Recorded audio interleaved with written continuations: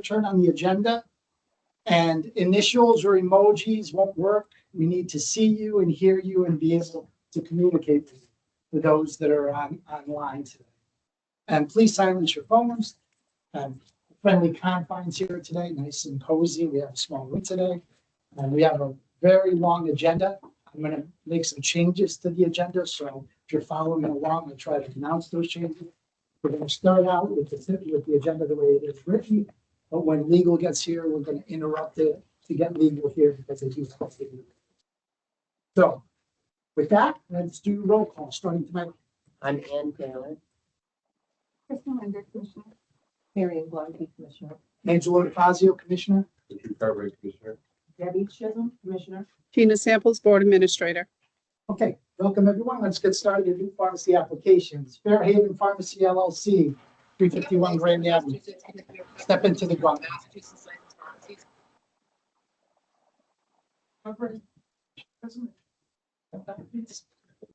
On that side. Oh, all right. Yes, just be careful of Oh, the I cord. will. I will. And if you raise your right hand, you swear to tell the truth, the whole truth, and nothing but the truth, so help you God. I do. For the record, could you please state your name? Linda L. Rowland. Linda, is there any position ownership in the pharmacy? I'm sorry, what? Any position ownership or, Physician, no. or is there any healthcare professional with prescriptive authority in Connecticut? No. And will there be a point of sale system, or register, or computer that will sit outside the licensed pharmacy? No, it will be inside. It will be being sterile or non-sterile compound, There will be no compound. no compound. No. And you attest today that you'll follow all local and state. Oh, you bet I will. Thank you, Linda. Yes.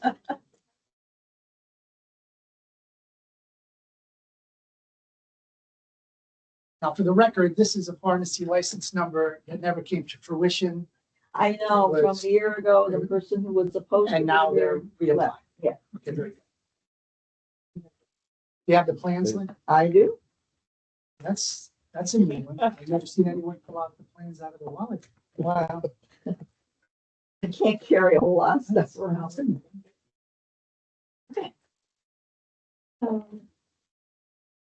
Get rid of the link right there. You have a copy. Right. So Yeah. this is 351 Grand Avenue. It's going to be known as Fairhaven Pharmacy. Good job. At 351 Grand Avenue. This is the entrance. Okay. It's a narrow pharmacy, but it's sufficient for our needs. It's a bowling ball. Yeah. So there's the waiting area right here. This is where the checkout area will be, but the waiting area is going to kind of go over to the side so that we have an area specifically for counseling. Okay. Then there's a door here that cannot be accessed by anyone except one of us holding the key to go in there. So there's no access to any pharmacy storage or anything by anyone except professional pharmacy personnel. And this is going to be the actual area of prescription documentation, receipt of electronic pharmacy scripts, from the checkout area. If anyone brings in a handwritten script, we'll access it through there. But again, there'll be no doorway for anybody except pharmacy personnel to get into that area.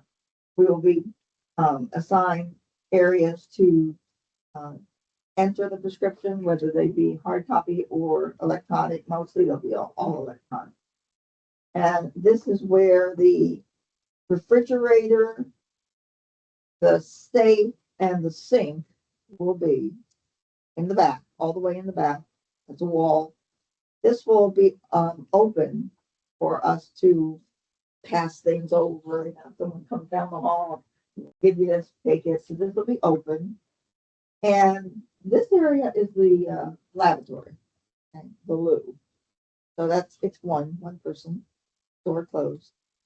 Then from this point, you enter into the storage area where all the prescriptions will be stored on the shelves right here. So we're not going to keep a lot of stuff, but we'll have one of everything just lined up along the line. We have to have, we'll have a special area for receipt of stock, when they deliver our stock, we'll have a special area designated for that right here. And all this area here, there are 2 windows here that are barred. But all around here will be where the extra storage is kept. And as far as deliveries, like I said, there has to be a designated delivery area, so it has to be right here. We will have a special area over on this side for the hazardous drugs. So that's a sign. That's a sign. So we will enter, this door will be open for everybody in the pharmacy. As I said, you can't access the pharmacy from out here where there's checkout and stuff like that, but everybody here will be able to access this entire area. And then as you're in the storage area, you move to, I'm looking at it this way, move to the right, and there's an exit that's going to be with those bars, the bars that come down, and a door, and that's the exit for the pharmacy staff. So when we leave, we lock up here, go down here, remove the bars, set the alarm, go out, close it, and we're outside into the parking area, which is right here. All right, so somebody's consulting when we get him, Yeah, you can. so where it's gonna be. Yeah, because Because when we say waiting area, it's mostly gonna be this area right here. Well, anyway, it's gonna be like here, Okay. because we need an area for consultants. So it's an area, not necessarily. No, it won't be a room, it'll be an area. so there's a door here. There are here that only accesses the people with the key, and that's our staff. So. Like here, Right. being probably thing. Yes, it does swing in. Yes, it does. Safe. Which direction does the safe open? It opens to the right. It opens here or here? Wait, show me where you were pointing. Yeah, Here? Yeah, it's gonna open. It's gonna open. so check out there, just to do. No visibility. There's, There's a wall. yeah, it's, well, a partition. It'll be a partition.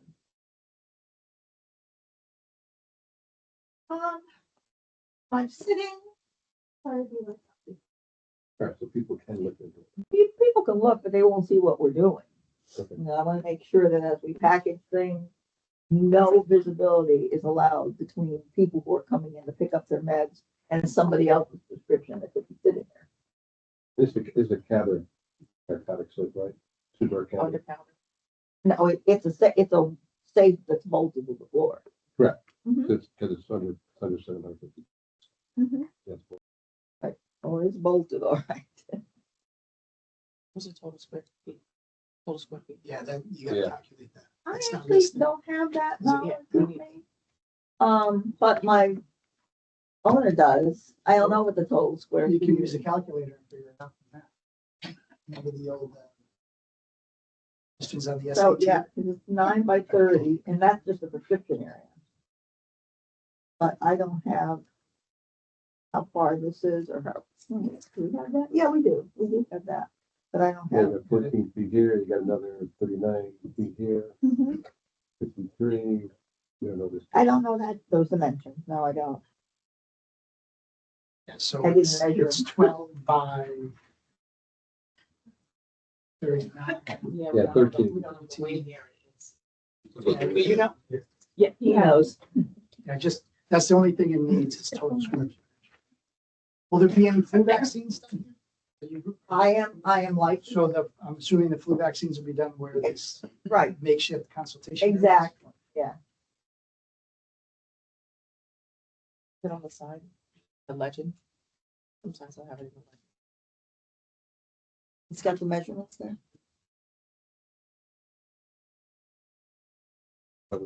Actually, this drawing is better than that drawing, 'cause it does show. Yeah, you know what? Right, mark that one out. This is much, yeah, much That's a better. good This one's got the waiting area, it's got the doors, it's got everything there. Jenny, you need help?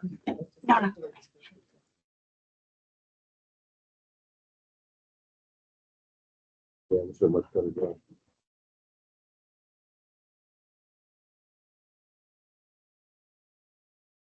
Yeah, That's everything we want to get. This is the total square feet. We talked about. Have a seat. Yeah, so 13 feet. Oh, good.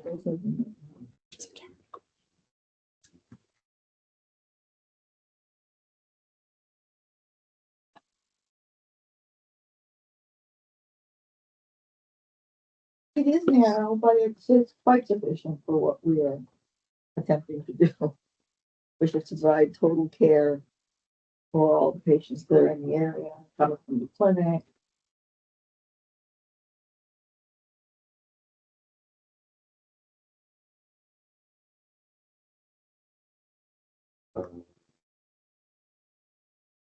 Yeah, there's two refrigerators here, show the food refrigerator. SRO, sorry, boys, standing room only. We'll keep it in the back. Yeah. But this one is much better. To go by, it's got everything in it, plus all the measurements. So. This is, Yeah, outside of the square feet, I'm good. and then the security above, there's apartments, there's two. Yeah, our apartments above the building is there are, and there is a, I don't know if you call it like a store, saloon, whatever, it's right next to us, 349. And that's it, that's nothing else on either side, just that one little building. And, I mean, one little business Two floors of apartments and 2 above. floors of apartments above. You just have to make sure that your walls go all the way up. So that All, it's- they do, Yeah. no, they do, this is completely separate. Okay. Yes. So, that's the only question I had was that. Yeah. Okay. Yeah, thank you. Thank you, Linda. Thank You you. know, so- So, Wonderful, thank Exactly, you. wait until we do the approval for. You know how long that'll take? No. Okay, thank you. it'll be Hey, Mayor. Take care. good seeing you, Linda. Thank you. Another Grand Avenue. Boy, Grand Avenue must be a haven. of It's pharmacies. long. How many pharmacies on Grand Avenue? Like, Just be careful. oh, I will. Thank you. Fairhaven Community Health Clinic, DBA Grand Pharmacy 374. How are you? Step into the gauntlet. Be careful there, please. 7-18 day warning. Please raise your right hand. You swear to tell the truth, the whole truth, and nothing but the truth, so help you God. And will there be any, wow, this is owned by the clinic. Or is this private pharmacy or the clinic? Okay, so I saw the list on the board members, so that's gonna be fine. Will there be any sterile or non-sterile compounding done here? No sterile, not sterile. Will there be a point of sale system, a register, or a computer that's gonna sit outside of the licensed pharmacy area? And you attest you'll follow all local and state building code. Absolutely. Have a seat. Thank you.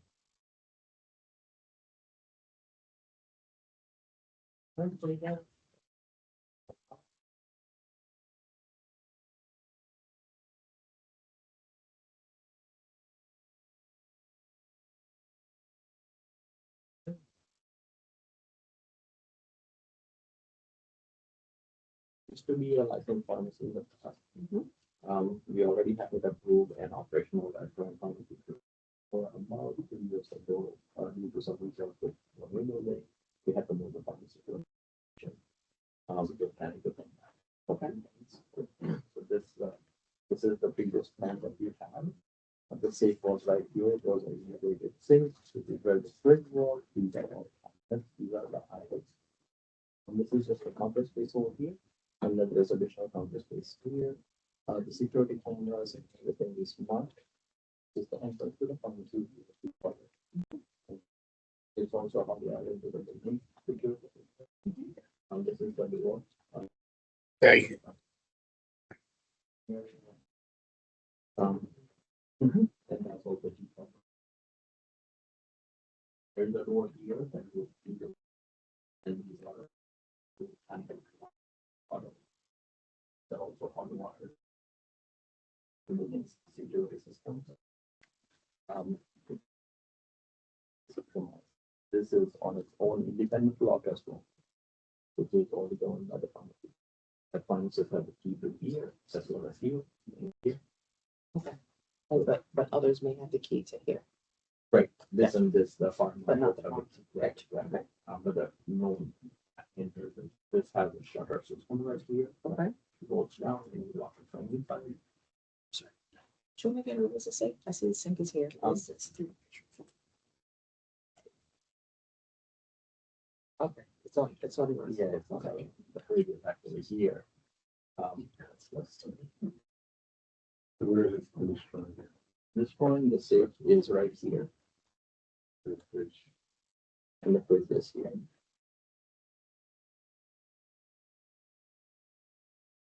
When I started opening it, yeah. So this is, That's a actual door, that's Yeah. actually the door, it's going to open. This is the whole map of the clinic. Mhm. And this is where the pharmacy is going proportion to the Mhm, clinic. mhm. So that way, there's also entrance from here to the clinic, but that has no. We have to do this before. We can get the solid walls, brick across windows, and assuming. But back to the seven, so there's more convention, that the thing is, but outside and Just say boss, you know, keep okay. It's more for the two cabinets. Oh, okay. we have more than we could, Is there a bathroom in the pharmacy? no, there's no bathroom. in the So pharmacy. if the pharmacist leaves, and if it's only a one pharmacist operation at the time, make sure they lock up. Absolutely. Yeah. It's actually, bathroom is not that far from the. That's fine. But, Yeah, right, just, I agree.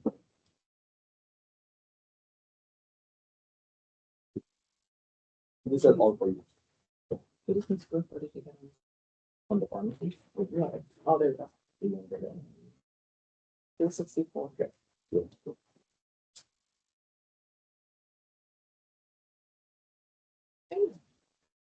Thank you so much. thank you, David. Thank you. Thank you. Okay, agenda change. Agenda change. Step down, commissioners, come back, back home. Back home. We're gonna jump right to legal now because our attorney has made it. Come on in, Michael. How are you, Esquire? I'm well, and I Welcome. apologize for. I know the drive was tough today. How are you?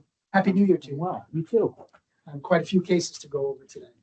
Yeah. So let's start and I'll call them as they appear by case number on the agenda. And then you can tell us a little bit about each one and we'll move on that way. Sounds good. All right, let's start with case number 2025-976. What can you tell us about this case, sir? In this case, we did have a step down. Commissioner Ann Taylor stepped down on this. This is a Connecticut pharmacy that was investigated following a routine compliance inspection. It's alleged that the respondent violated a number of statutes and regulations related to record keeping, reporting, training, notification.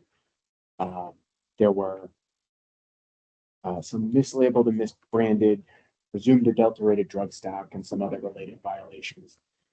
So in this case, the agent entered through a hallway outside of the pharmacy and noticed that there were large volume of drug totes stacked outside of the pharmacy in a hallway area that was accessible to the general public.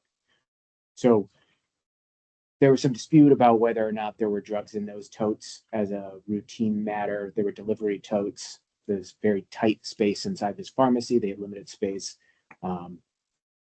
Generally speaking, the policy was that someone should have been with the totes at all times. At the time that the agent entered, there was no one, delivery person or pharmacy staff, present with the totes, and there were some drugs in the totes, but not all of them contained drugs. Sort of a staging area, if you will, between loading and unloading, and then restocking with other drugs that were going out at various points. Because of the tight, cramped sort of nature of this pharmacy, you're going to see a number of sort of related and almost inevitable in some ways violations here, because there was a buildup of clutter, much like the totes around the pharmacy, because there was not necessarily room to move things into a more orderly place. So disorganization due to space constraints included things like the refrigerators, where drugs were commingled. So you might have had Schedule IIs in with non-scheduled drugs, and they weren't necessarily as orderly as you'd hope.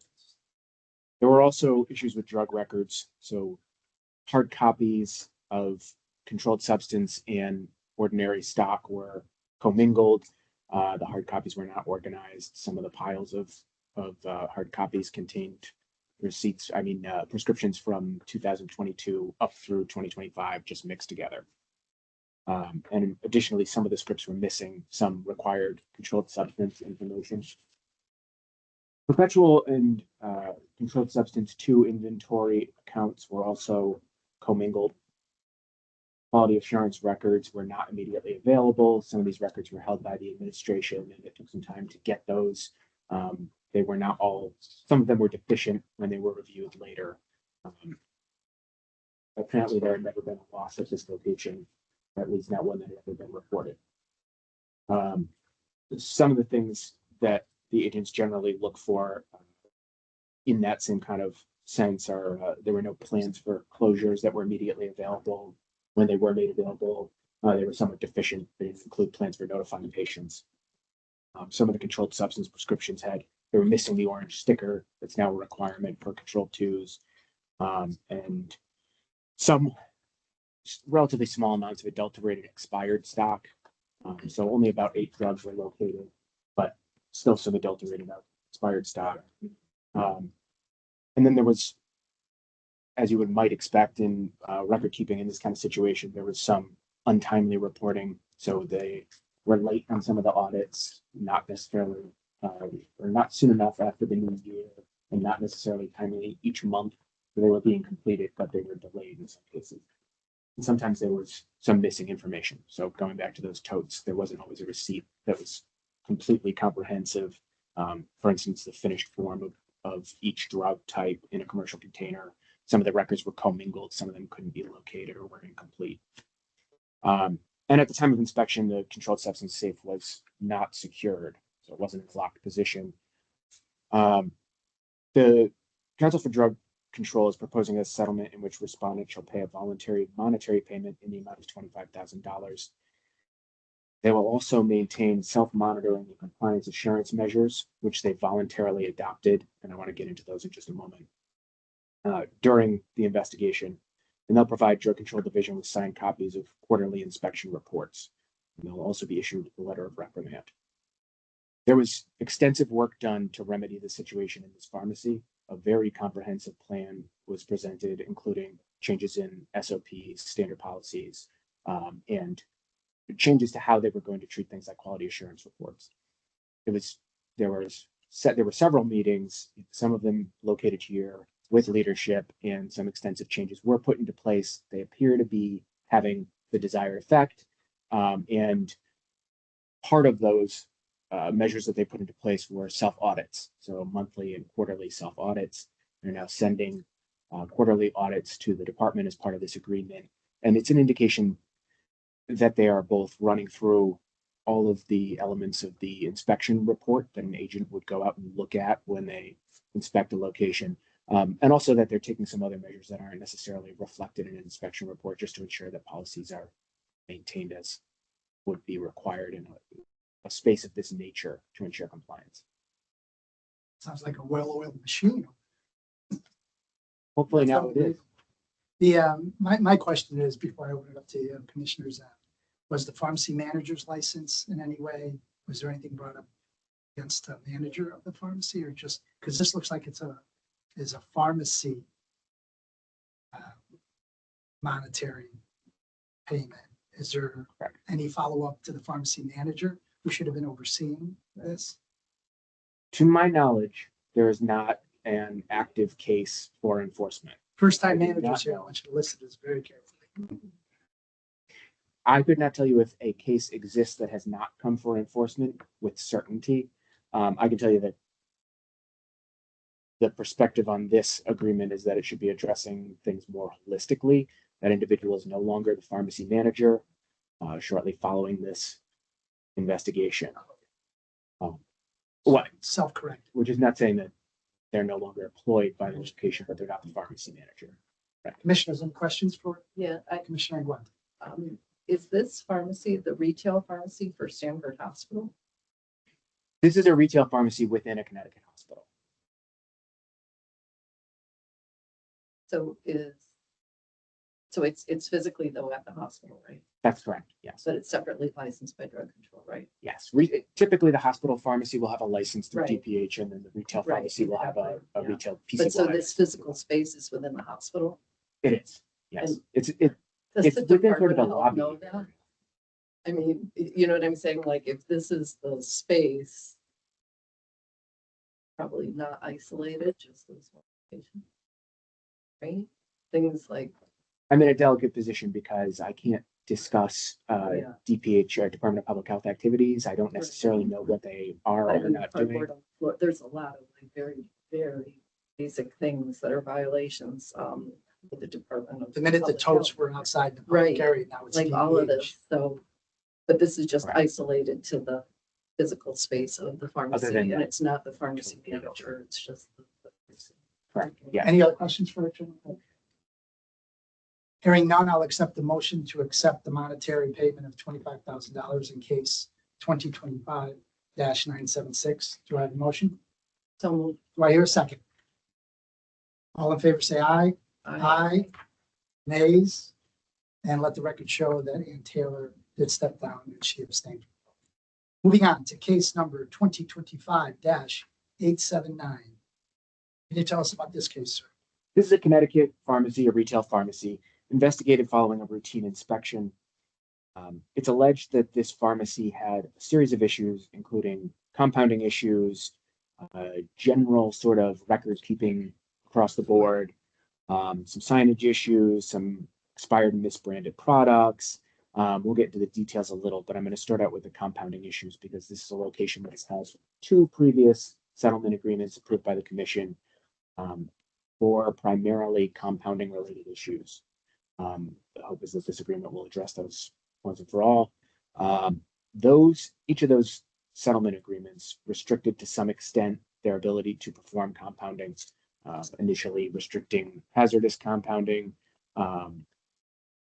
things like testosterone, treatments that were being compounded there, small numbers. And then the second was more general. It's about equipment maintenance and certification, general cleanliness. In this case, it's alleged that there is similar cleanliness issues present, that there were food, dust, other sorts of non-pharmacy materials left in the pharmacy space, the bench dedicated to compounding. So things like people's lunch, people's personal effects. That's a compound. Correct. Italian sandwiches are a big compound. So aside from the general clutter, disorganization, and obviously the possibility of insanitary and filthy conditions, pursuant to statute, based on something like food being present there, there were also problems with the outdated products that were sometimes there. So some of the compounded products, for example, something like magic mouthwash, there were some examples where certain amounts have been compounded. They had not gone out to a patient, or they had been sitting there unlabeled, but they were in that area long enough to have become expired. And then there were also things with master formulation records. So there was at least one script that was missing, the master formulation record. Obviously, that was just one that was discovered by the agent, but those are problematic when they occur, and there are things maybe hanging around in that area that shouldn't be long enough to become expired because you can't trace those prescriptions back. There were some training logs missing for techs. There was some outdated licensing on the wall. So that does not indicate they didn't have licensing, but they were outdated licenses that were posted.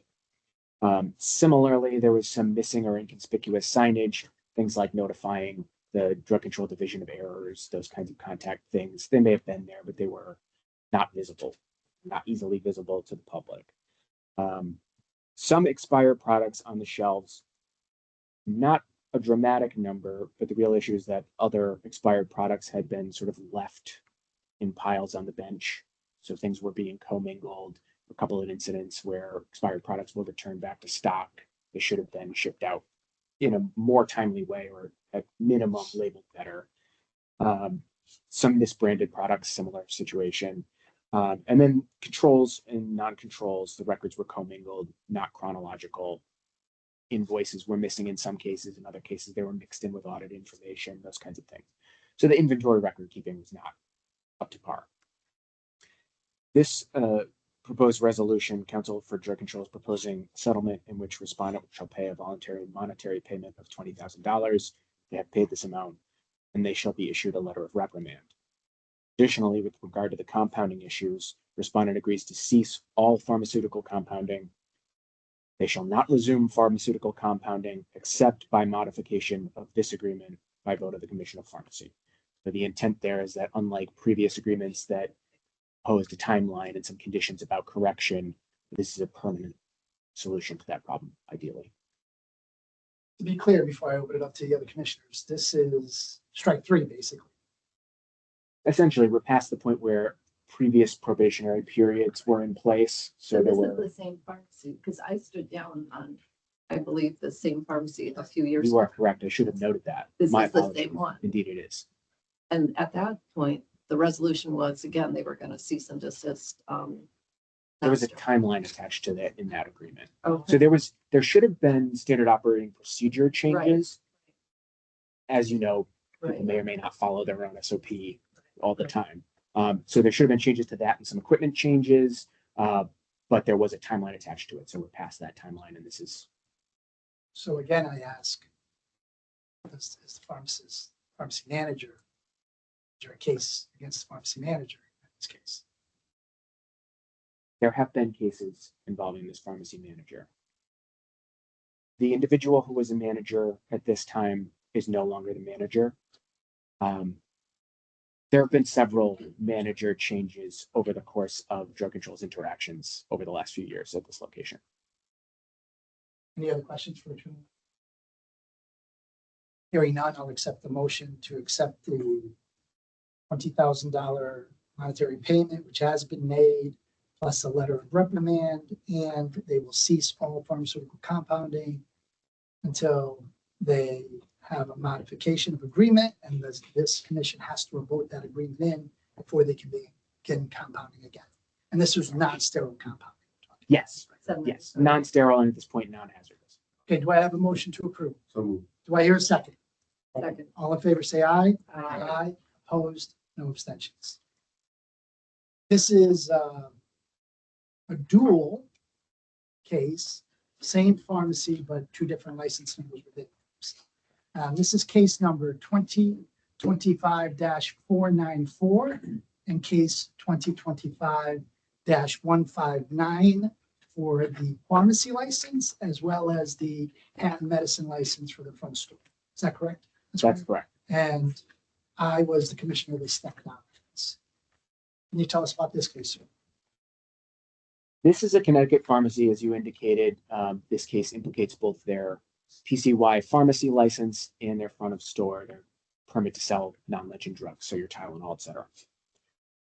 This case involved first a notification from an environmental health inspector with the Central Connecticut Health District, who noted during his own inspection that he had observed activity from rodents, mouse droppings, and other activity, including nesting materials. At the point of notification to Drug Control Division, he had noted that it involved both the front of store and the pharmacy itself, including the back storeroom. So it's alleged here that respondent violated, obviously, a number of statutes and regulations related to safety, cleanliness, orderliness, unsecured materials, and obviously insanitary nature of the cleanliness violations. So evidence of rodent activity here was pretty extensive. It was across the store. Obviously, you would find it in with bags of chips that were being munched open and that kind of thing in the front of store. But you also found it within the pharmacy itself, in the storeroom, and essentially everywhere that you would expect to find it. The general uncleanliness, filth, and insanitary conditions attached to this kind of extensive rodent activity should be fairly obvious. It was described quite a while before it was discovered by even the Environmental Health Authority here. It was described as an infestation by OSHA, Occupational Safety and Health Administration, federally, and was documented internally in pest control and cleaning records quite a while before this case began. So you're going to see that this proposed resolution is fairly extensive, and it's a reflection of this long timeline. I'm going to try to sort of briefly explain that timeline, but extremely briefly. The first notification that there was an access issue in this place came from the pest management control company. And the steel door behind the stockroom warehouse area had a hole. Physical hole, certainly large enough for a mouse. And that was reported in 2023. So sort of mid to later August of 2023. They recommended a repair immediately. They continued to reiterate the need for that repair monthly for several months. By April of 2024, there was a work order generated internally that there was a need to control a mouse infestation. So from August 2023, there was likely access at some point between there and 2024. May of 2024, this was sort of moving up the chain. You see continued notes about this being a problem. In July of 2025, when our agents sort of wrapped up their initial investigation, there was still rodent activity. Now, there was a period where agents, following the initial notification, were working extensively with both the pharmacy and leadership above the pharmacy to try and address this problem. The hope being that, that sort of collaborative effort would be more effective at stopping this from being a problem without impacting patient access to drugs. It was not as productive as would have been hoped on the timeline that we would have hoped. So things like drugs that were sort of stored and stacked around on the floor, syringes that were located on the floors of cabinets that were access areas for the mice. Personal food was being kept out. Obviously, that would draw in rodents. There was spills in the stock room and food out openly in the stock room. The gap in the door was several months before it was corrected. Those kinds of incidents took a while and quite a bit of extensive work to address fully. By July, most of those things had been addressed. It was more of a continuing what have been the changes to the SOPs and how often is pest control coming in? How often is the cleaning crew coming in? Those kinds of things. So while there were a lot of changes that we were up to at that point, daily inspections and cleanings, it still wasn't quite fully addressed. Some other issues during the initial inspection included things as you would expect in a place that appears cluttered and disorganized, some clutter and disorganization. So things like ScriptPro had a large volume of unidentified tablets on the base of the machine. There were unidentified tablets on the floor in the pharmacy and the warehouse. Food had been spilled around and kept out on counters. Patient records were kept in a couple of cardboard boxes outside in the stock room next to piles of recyclable cans and bottles, those kinds of things. Managers in this case, you will note, not have an enforcement action in front of you. The managers have been, some are being looked at. They are not necessarily going to have an enforcement action that reaches you during this time period. There were a couple manager changes. Some of these managers went to great personal lengths to try and address this themselves when they felt they weren't receiving support from up the chain, included buying their own products for repellents and traps and that sort of thing, as well as their own cleaning products and trying to do increased cleaning. It's a high volume location. There are a lot of patients served here. The goal was to not impact operations to the point that the location would be shuttered. So the idea was to correct. There have been a couple of other pharmacies nearby that had closed down recently. Demand was higher than ever. But obviously we're at the point where there were complaints coming in from the public about it as well. So with this timeline and the problems being things that you would hope would be remedied very quickly, this proposed settlement agreement from drug control is a little larger than some of the others for clutter and that kind of thing. We're proposing a voluntary monetary payment in the amount of $200,000, which has been paid, issued a letter of reprimand, and additionally responded to the drug control petition all pest control service reports and cleaning and related cleaning reports on a quarterly basis for the period of 1 year. These reports shall detail all the corrective measures that have been taken by all pest and cleaning providers, and then as a result of that, the actions taken to address it by the pharmacy itself. The hope here is that this pharmacy is in a radically different place than it was at the start of this investigation and previous to it. But obviously, there was a pretty long time period where this was an issue that wasn't necessarily taken seriously enough. So the hope here is that this will be an agreement that will both provide some monitoring and also, by its nature, provide sort of a reminder that this is a serious issue. Any questions for Attorney Endo? Commissioner Question. Iglesias? Was it a standalone store or is it like in a strip mall with other neighbors that would also be at risk for? That's an interesting question. I believe it was standalone. That's your memories. I believe it was standalone. I'm not aware of it Standalone. connected or. Any other questions?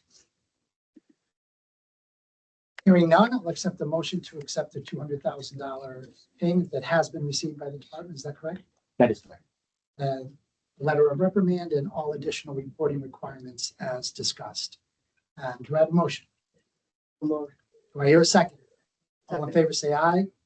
Nay, and let the record show that I abstain from the vote. Thank you. Okay, let's move on to case number 2025-1676. What can you tell us about this case, sir? This is a Connecticut pharmacy that was investigating following an initial loss notification of controlled substance loss or theft with a documented loss type of unknown. There was a notification of approximately 500 alprazolam tablets, and because of the nature of the reporting being attributed to unknown, no indication of whether it was diversion or simple loss, there was an investigation. Agent noted that there were disorganized shelves in the location.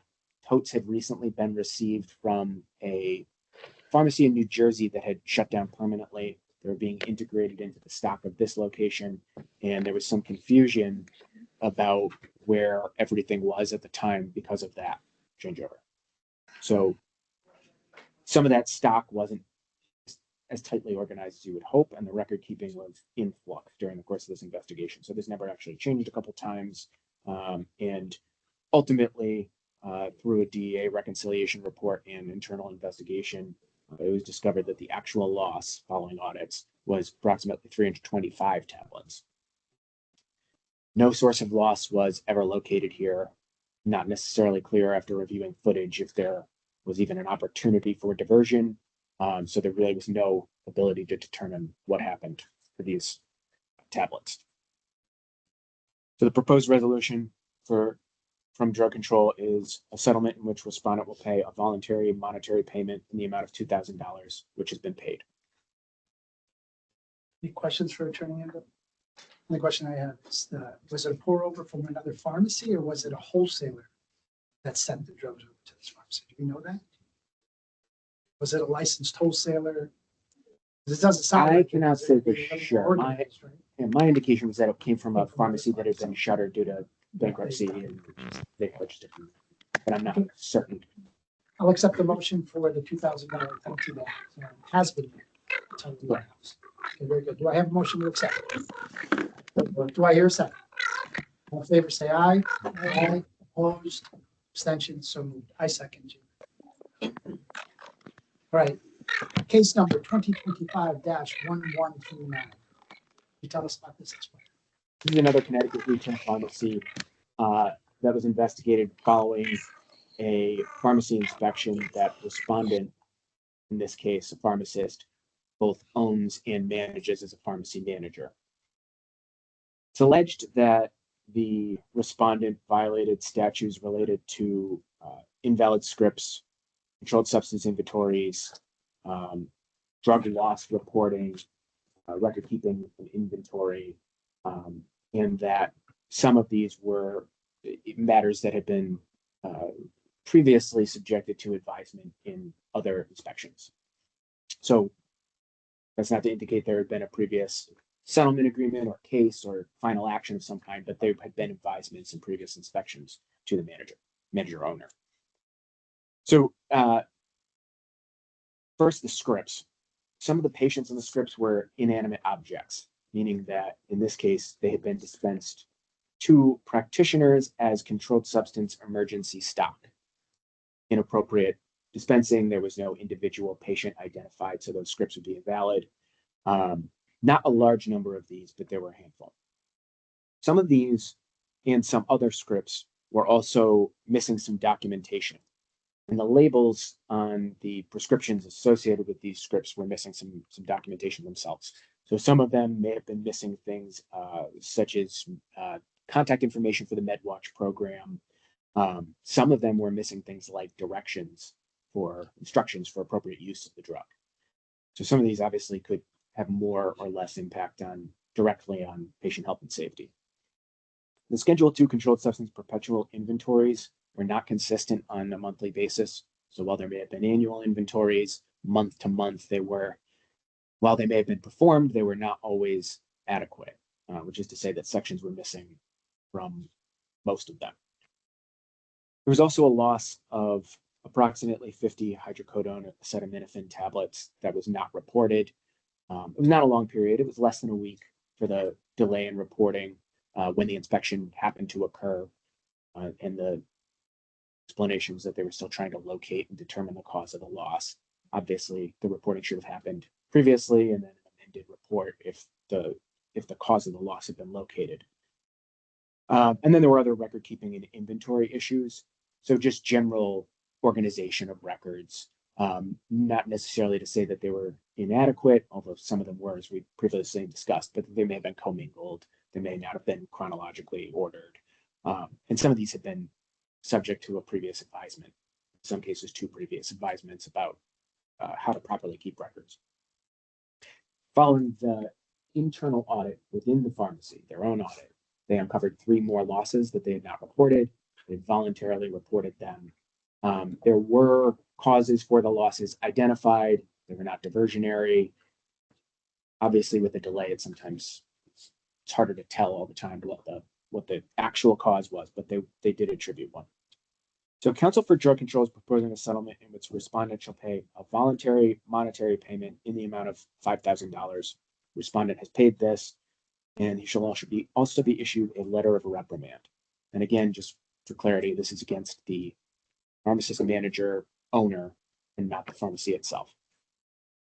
The reasoning for that is There's no step down in this case, correct? not in this case, correct? Commissioner Wente. I have a question. So with the dispensing for inanimate objects and all of that, was there any suspicion of substance abuse or any referral to Haven or anything like that? The indication was that it was being used as what they said it was going to be used for. It was controlled substance emergency stock. It was held inside a medical facility, and it was not. There's no indication that it was inappropriately used or intended to be inappropriately used, but it's an invalid script. It should be filled out. We might see them again come before us, right? Hard to say. Depends how much you think history repeats itself. Back in the day, because we're old, it's called filling the doctor's bag. Right? Yeah. Filling it, you could do it. So for first-time managers here, and I know we have some agents in the crowd, I think this is important. The only way to fill a prescription would be for a patient, a name. If you're going to supply the product to the doctor's office, you have to have a wholesaler's license, keep record of it, and then supply that. And if it's going to be a scheduled drug, you have to have a DEA wholesaler's license and a way to store that product within your pharmacy, just like a wholesaler would if it was a scheduled drug. Is that correct? I see that correctly? Absolutely. Thanks. I'm talking to the agents. Thanks, right? Okay, so that, just to be clear on how a prescription drug can end up at a doctor's office. Okay, very good. All right. Okay, any other questions for Attorney Ando? Okay, hearing none, I'll accept the motion for the $5,000 payment and the letter of reprimand in case 2025-1139. Do I have a motion? So moved. Do I have a second? All in favor, say aye. Aye. Opposed, no abstentions. Moving on. Case 2025-1039. Can you tell us about this case? No step down in this case? No step down in this case. Can you tell us?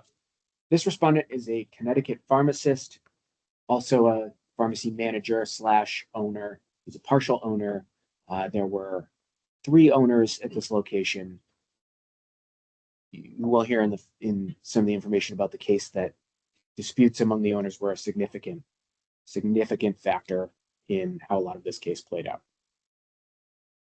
So it's alleged that respondent violated statutes and regulations related to maintenance of premises and orderly conditions, managing on a full-time basis, record keeping and inventory of controlled substances, misbranded drug stock, prescription monitoring program reporting of insulin drugs was not completed.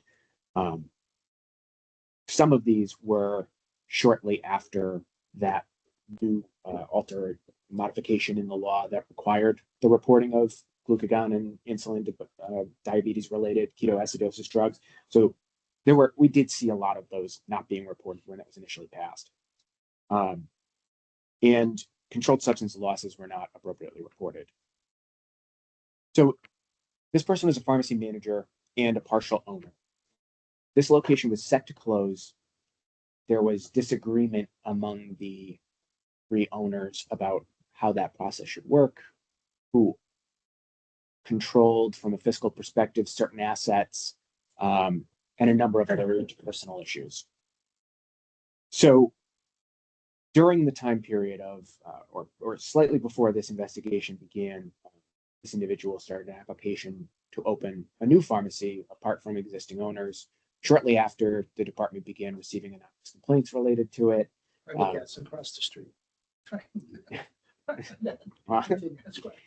So one of the things that agents noted here was that respondent was not working full-time as a pharmacy manager at this location. So under 35 hours a week is not full-time. It was appreciably below that. It was in the 20s, for a number of hours a week. And as we know, that can leave a lot of holes, rooms for things to slip through cracks. So day-to-day things were things like significant gaps in the controlled substance logbook. We're missing names, dates, signatures for controlled substance dispensing signed by pharmacist. There was pharmacy staff here. This wasn't a place that was just no longer staffed, but the manager was not there full-time. Training logs were deficient. They were all verbal, so there were no logs. Again, not necessarily an indication that there had been no training for techs and that sort of thing, but there was no record of them. The continuous quality assurance program binder was also deficient. Obviously, this is an issue when you have things like controlled substance losses because you're missing information that would allow you to trace back the source of some of these losses in certain cases. The annual controlled substance inventory was deficient, so there were incorrect quantities. There's some missing information about specific drugs, generally about when things were audited. So there may have been dates missing attached to the audit. There may have been signatures missing on the audits. Unsigned and undated was a pretty common recurring issue with the inventories. Schedule 2 records pointedly were deficient and made it very difficult to target a loss, obviously when a loss was discovered in the controlled substance 2s. And then there were adulterated and expired products. So some of these, about half of them, and not a huge volume, but about half of them were drugs that had been returned to stock that were still bearing patient information on those files. Additionally, there was no unscheduled pharmacy closure plan. There was no indication that there was a particular closure problem at this location. They didn't have an extensive history of it, but there was no plan in place if it did occur. So the proposed resolution here, Council for Drug Control is proposing a settlement in which respondent shall pay a voluntary monetary payment in the amount of $10,000. And again, this is the individual pharmacist / partial owner, not the pharmacy itself. Respondent's license shall be placed on a probationary status for a period of 3 years, during which respondent shall cease acting as a pharmacy manager and shall not act as a pharmacy manager at any Connecticut pharmacy or medical facility. Additionally, respondent shall complete 4 continuing education courses in the area of pharmacy law each year for the 3-year probationary period and shall furnish to the department course completion certificates as these continuing eds are completed. The idea here is that we're obviously removing the possibility of this individual managing a pharmacy until such time as they can hopefully receive some more training in the area. Of note also, because of how we have often handled cases involving pharmacy managers in the past, pardon me. Currently, the pharmacy manager continuing ed program that had previously been put on by UConn is not being hosted. I don't know the reasoning for this entirely, So Yeah. there's no one signed up. other than the people we made. Even in through all the agreement. recommendations I've made at the board meeting that signed up for it. So The department is hopeful that we will be addressing some of this gap. I can't give you a timeline or details on that yet, but hopefully some of this training gap will be addressed by the department in the relatively near future. And that will become relevant because we'll see many more people taking this training in the near future. But at this point, that's not an option here. That would, rather than general pharmacy law, would have been a place we typically would like to push people for continuing education, but it's not an option here. is the pharmacy still open? I am not certain about the current status of this pharmacy.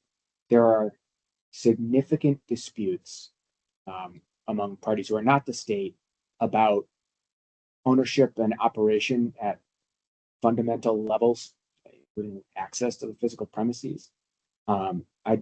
My understanding is that it's closed.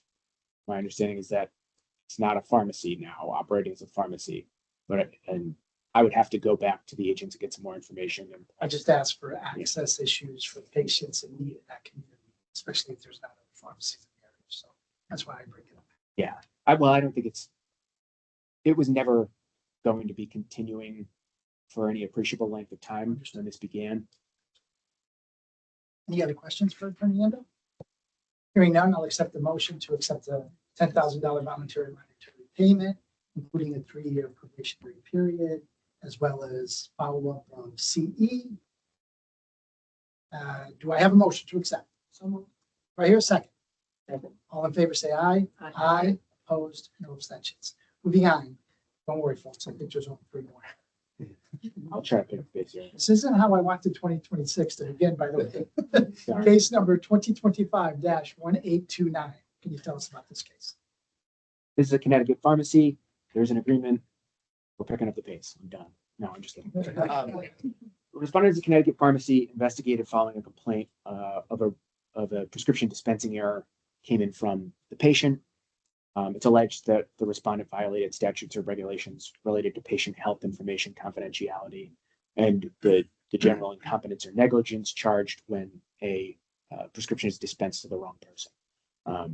So we're proposing a settlement in which respondent will pay a voluntary monetary payment of $2,000, which has been paid. In this case, the individual was supposed to receive a prescription for Ozempic in a certain dosage. They received a different patient's drug. They self-administered that drug and had side effects. They returned to their doctor, who returned them to the pharmacy. It was discovered in the correct dosage form was given to them several days later. In the interim, the patient who should have received that dosage also came to the pharmacy, and they had not received the wrong drug, but their prescription had been supposedly missing because it was dispensed to the wrong patient.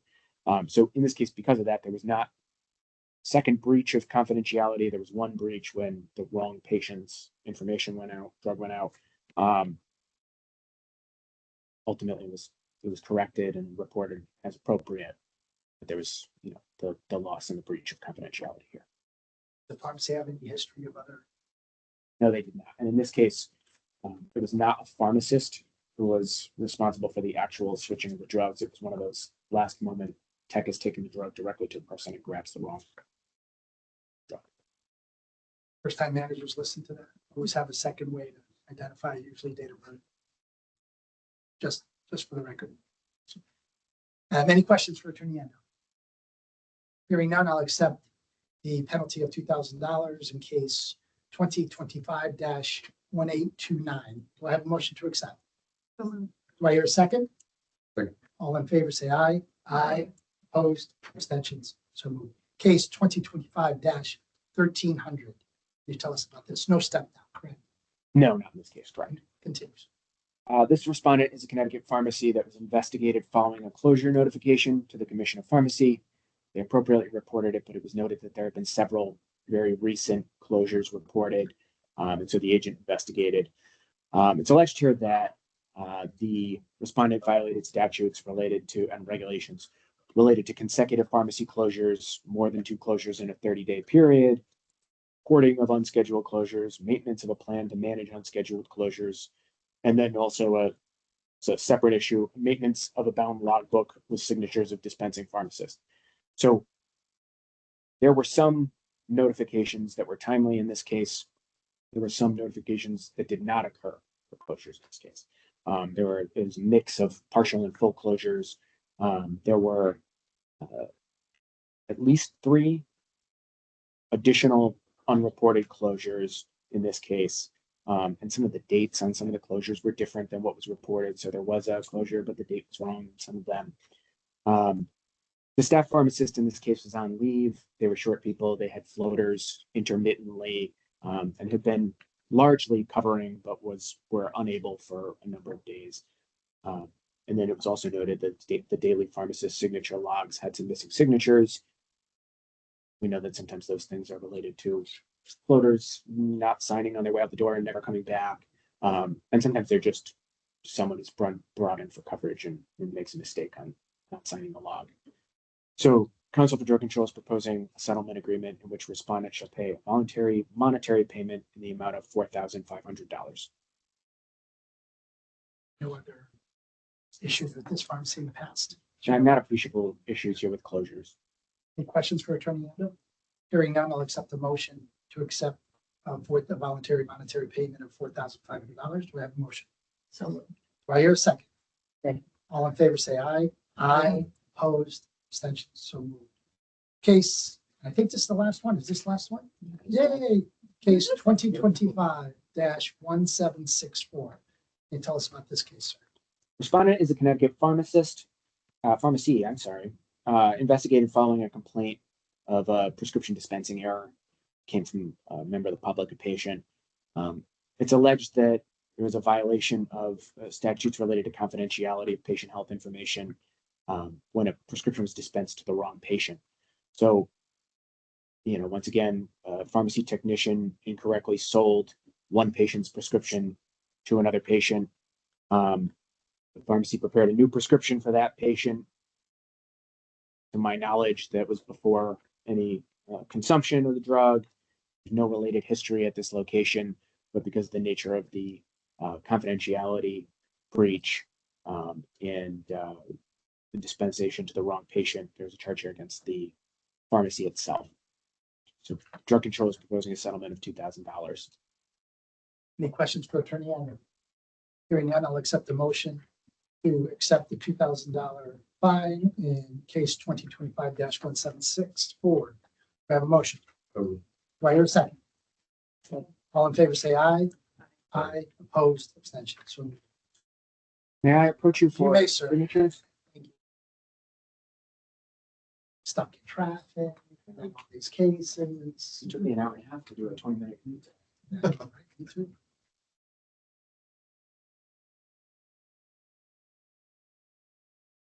You'll notice some letters of reprimand also. Oh, yes. There's Nick beside of that. I sign these more carefully.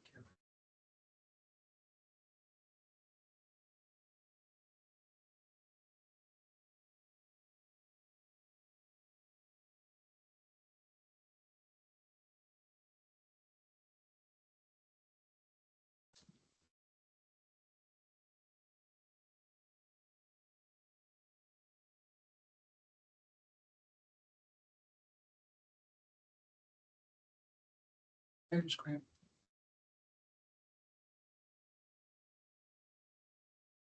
Double month. Yes. Yes.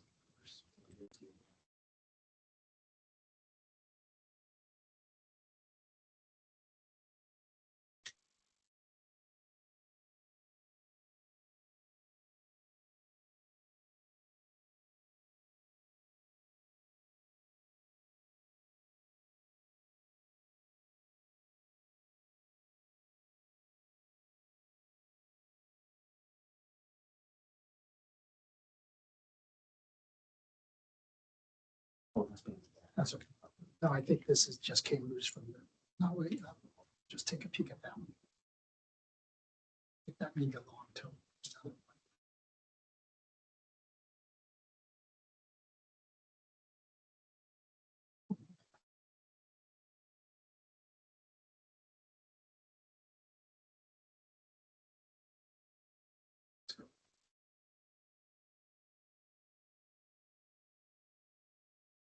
That was, that's fine.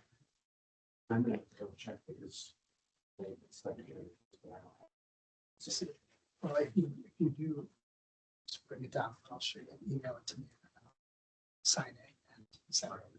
Thank you very much. Thank you, Esquire. Okay, let's move on to back to the regular agenda. Let's go back to new pharmacy applications. Wasatch LLC, DBA, the medicine shop, hold line. Step into the gauntlet. Dave?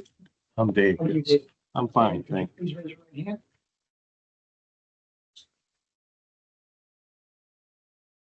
you. Is there copies for everyone? David, could you please raise your right hand? You swear to tell the truth, the whole truth, and nothing but the truth, so help you God. I do. For the record, state your name. David Bremsbecker? Will there be any physician ownership in the pharmacy? No. Any healthcare professional ownership that has prescriptive ability in the state of Connecticut? Will it be sterile or non-sterile compound? No. Will a register or point of sale system or computer that will sit outside the pharmacy, licensed pharmacy area? Not outside. And you attest that you'll follow all local and state codes? Absolutely. Thank you, David. Thank you. Copy for each of you as well.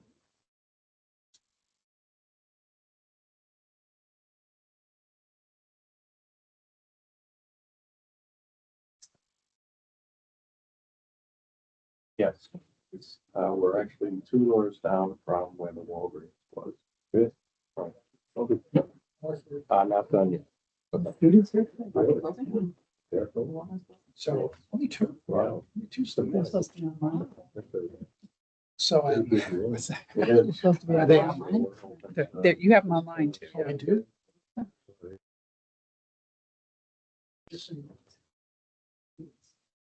Yeah, let's go around. Well, okay. Want to keep this going over there? Yes. You know, seems to be a good location. Great location. Just very well. All right, so entrance the front room. The over the counter medication and stuff. We have a seating area for our patient. This is our consultation area. The register will be over here with the outgoing fridge meds. Of course, the counter space will be here where people will interact. We have a computer, safe will be under the counter. Goes into the pharmacy here. Pharmacy bay, second workstation here. This would be to call the back room, and this will be a production table for this bill, et cetera. Back here, we have the fridge, things, storage area, and separate toilet facility. And back end things.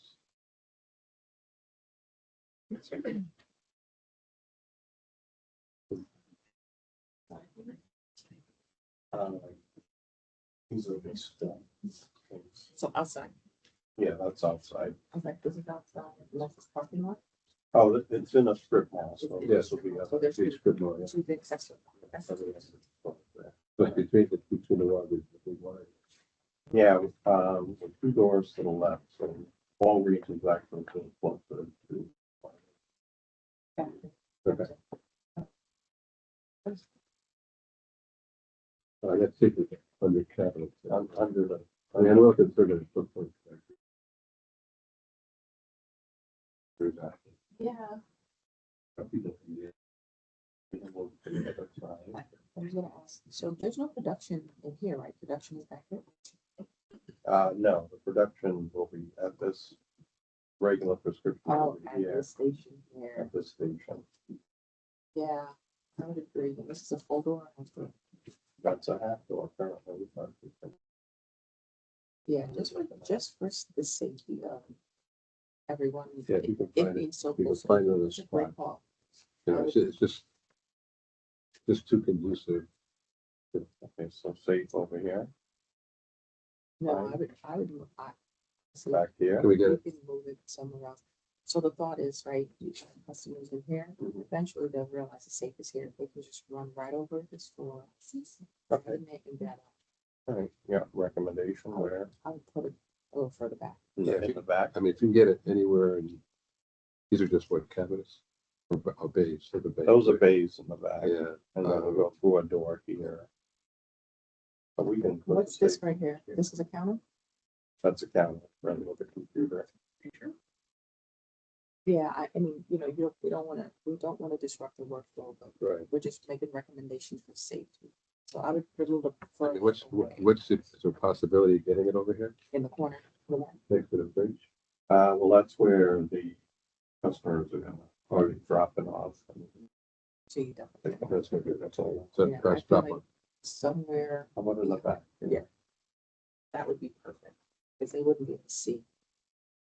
Mhm.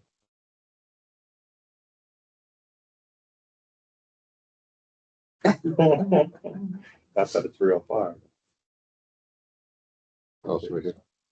Yeah, so the safe. Instead of we both, it's around.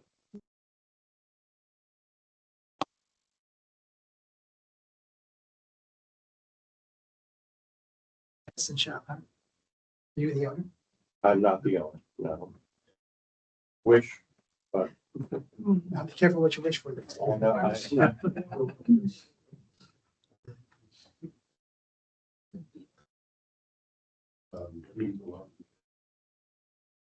we do at the other location. I don't believe the Walgreens was doing No, they weren't. any, so I'm not sure at this point if we are, but we're prepared. Okay. They're signed up at 122. No problem. Yeah. Good luck. Thank Good you. luck, Dave. Thank you very Thank much. See you soon. You got it. We'll be there, all right? You got it. Thank you much. You're welcome. You're welcome. Take care. We'll go through the blue mall. All right, moving on to pharmacy relocations. CSI Pharmacy. Enfield to Windsor.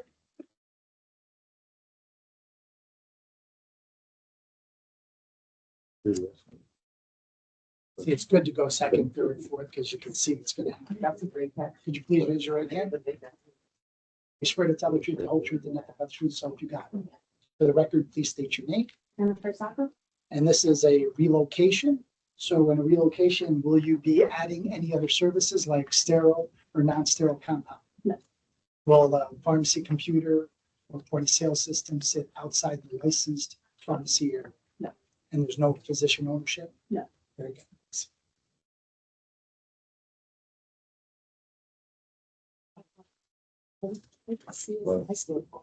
Clinical specialty infusions, so we're specialty infusion pharmacy, for rare disease, we do a lot of.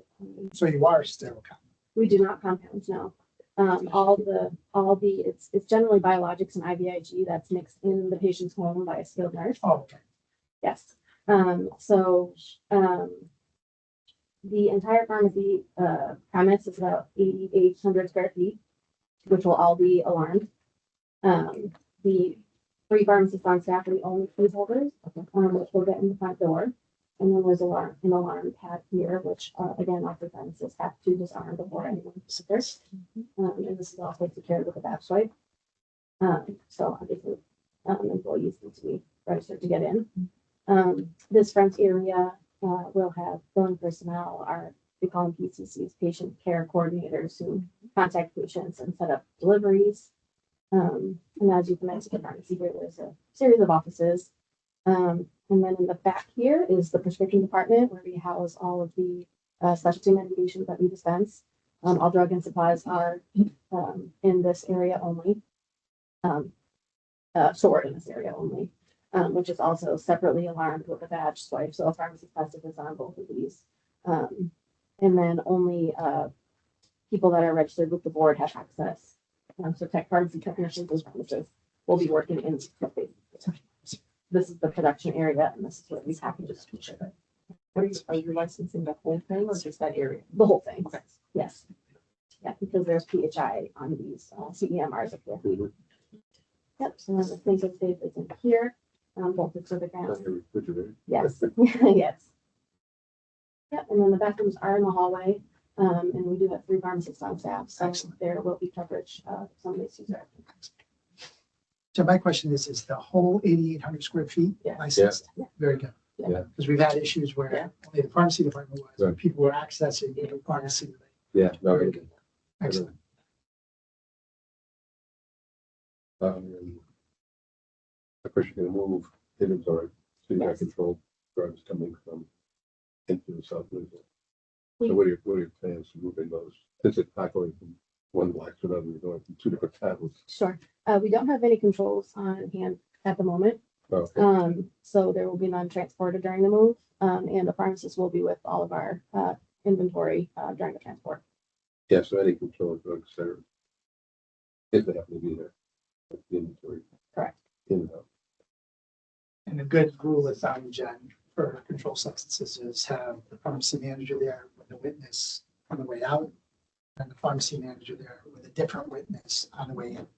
So that there was nothing lost in transport. Okay. And you don't have any. Yeah, yes. If you can do that, you can avoid that, and you move, perfect.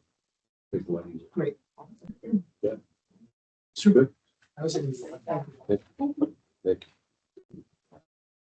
Okay, and moving on to pharmacy models. Not very pharmacy. Jason, what is it? I just.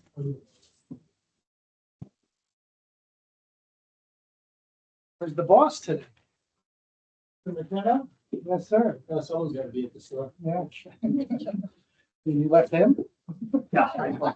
We walk into the Basically, cruisers right there. You swear to tell the whole truth and nothing but the truth, so help you God. For the record, please state your name. Jason. And this is a remodel, so remodel, I'll just ask. Will you be adding any services like sterile or non-sterile compound? How's the hardware store going? Good, good. That's actually what we're doing. Building a wall to separate them. And they're doing well. Just, no city.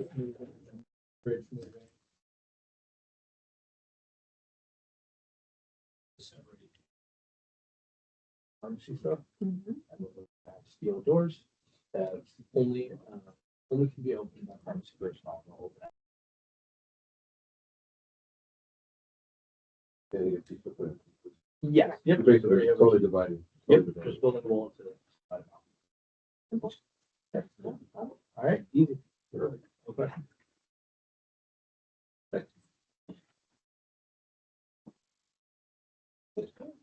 How easy was that, Jason? All right, I love it. Okay. That's it. Come home. Would you wait here? Yeah, we can do it. All right, very good. Let's start with a vote on new pharmacy applications. In the matter of Fairhaven Pharmacy LLC, 351 Grand Avenue, New Haven, what is your pleasure? Motion to approve as presented. Do I hear a second? Second. All in favor, say aye. Aye. Opposed, abstention, so moved. In new pharmacy applications, Fairhaven Community Health Clinic, Inc., DBA Grand Pharmacy 374 at 374 Grand Avenue, New Haven. What is your pleasure? As presented. Do I hear a second? All in favor, say aye. Aye. Opposed, abstentions, so moved. In the matter of Wasef LLC, DBA, The Medicine Shop, 90 Halls Road, Unit 6. What is your pleasure? Motion to approve as presented. Do I hear a second? Second. All in favor, say aye. Aye. Opposed, abstentions, so moved. The matter of pharmacy relocations, CSI Pharmacy in Connecticut from 281 Hazard Avenue, Enfield to 100 Corporate Drive, Suite 111, Windsor. What is your pleasure? Motion to approve as presented. Do I hear a second? Yeah. All in favor, say aye. Aye. Opposed, abstentions, so moved. The matter of pharmacy remodel, Nutmeg Pharmacy, 23 Killingworth Road, Higgin. What is your pleasure? Motion to approve as presented. Do I hear a second? All in favor, say aye. Aye. Opposed, abstentions, so moved. Thank you, Commissioners. All right, we finished legal. Request for pharmacy internship is Alicia Bonick here. Hi, Alicia. Come on.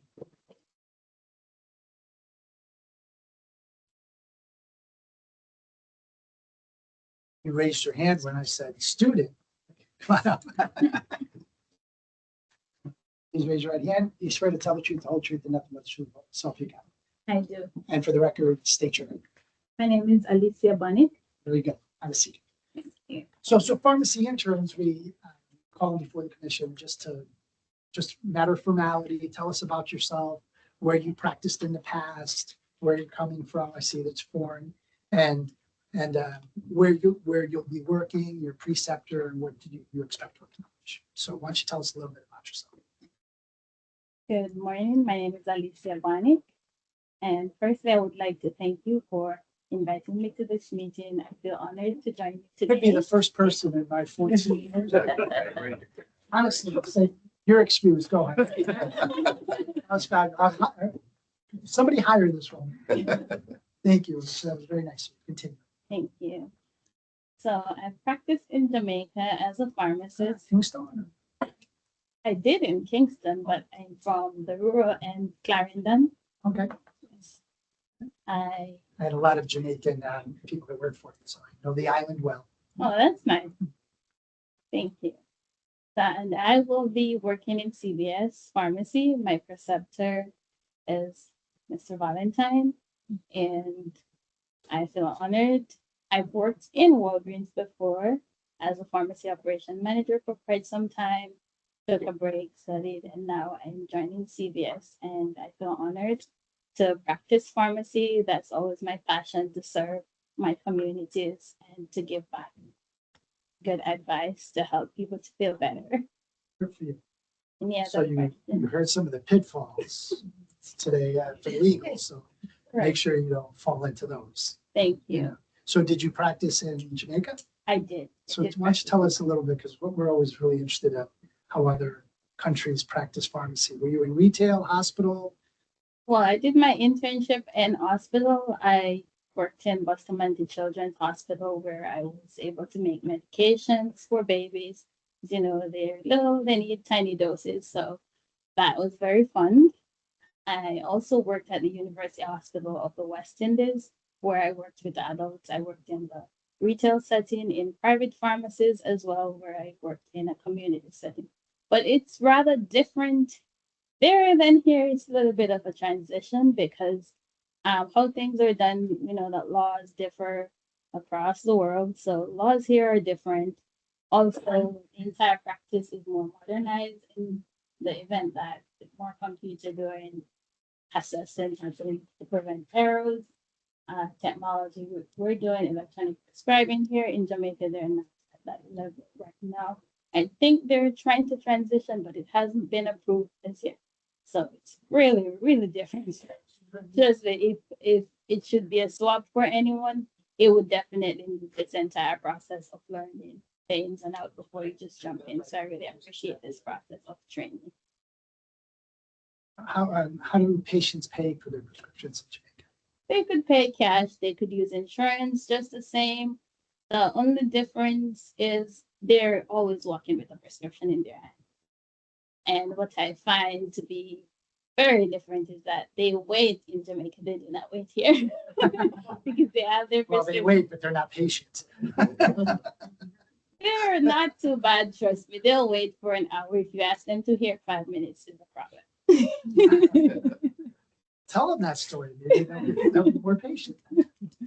Any questions for Alicia? Hearing none, thank you for appearing today. Just make sure you keep track of your own hours so that they match what's submitted. It's one of the things that we often hear that, wait a minute, so make sure you keep track of your own hours. Thank you Okay. for that. Thank you very much, Alicia, and good luck. Thank you. All right, I think to clear some of the seats because we're tight, I'm going to move the request for CE credits to the end of the meeting. For those of you in TV land, if you can hear me, if you're here for the CE credit extensions and appearing before the board for a waiver, that's going to be moved to the end of the agenda. So stay tuned. So with that, I'm going to go first time managers. And if you're here for a first time manager, please stand up. And if you can just, yeah, there's not too many of you today, so why don't you? Yeah, they should be just able line up. Also, Dave, you're here for first time manager? I am. Okay, so for the record, Dave appeared, because you're not officially a first time manager. So for the record, Dave appeared at the medicine shop as a first time manager, but he is on today's agenda, so that's why. Very good. Hello, everyone. I'm going to call up your name. I'm apologizing ahead of time because I butchered your name, so correct me if I say it incorrectly. Anhar Shannon Eldasauki. Figures the hardest ones not here. Thanks.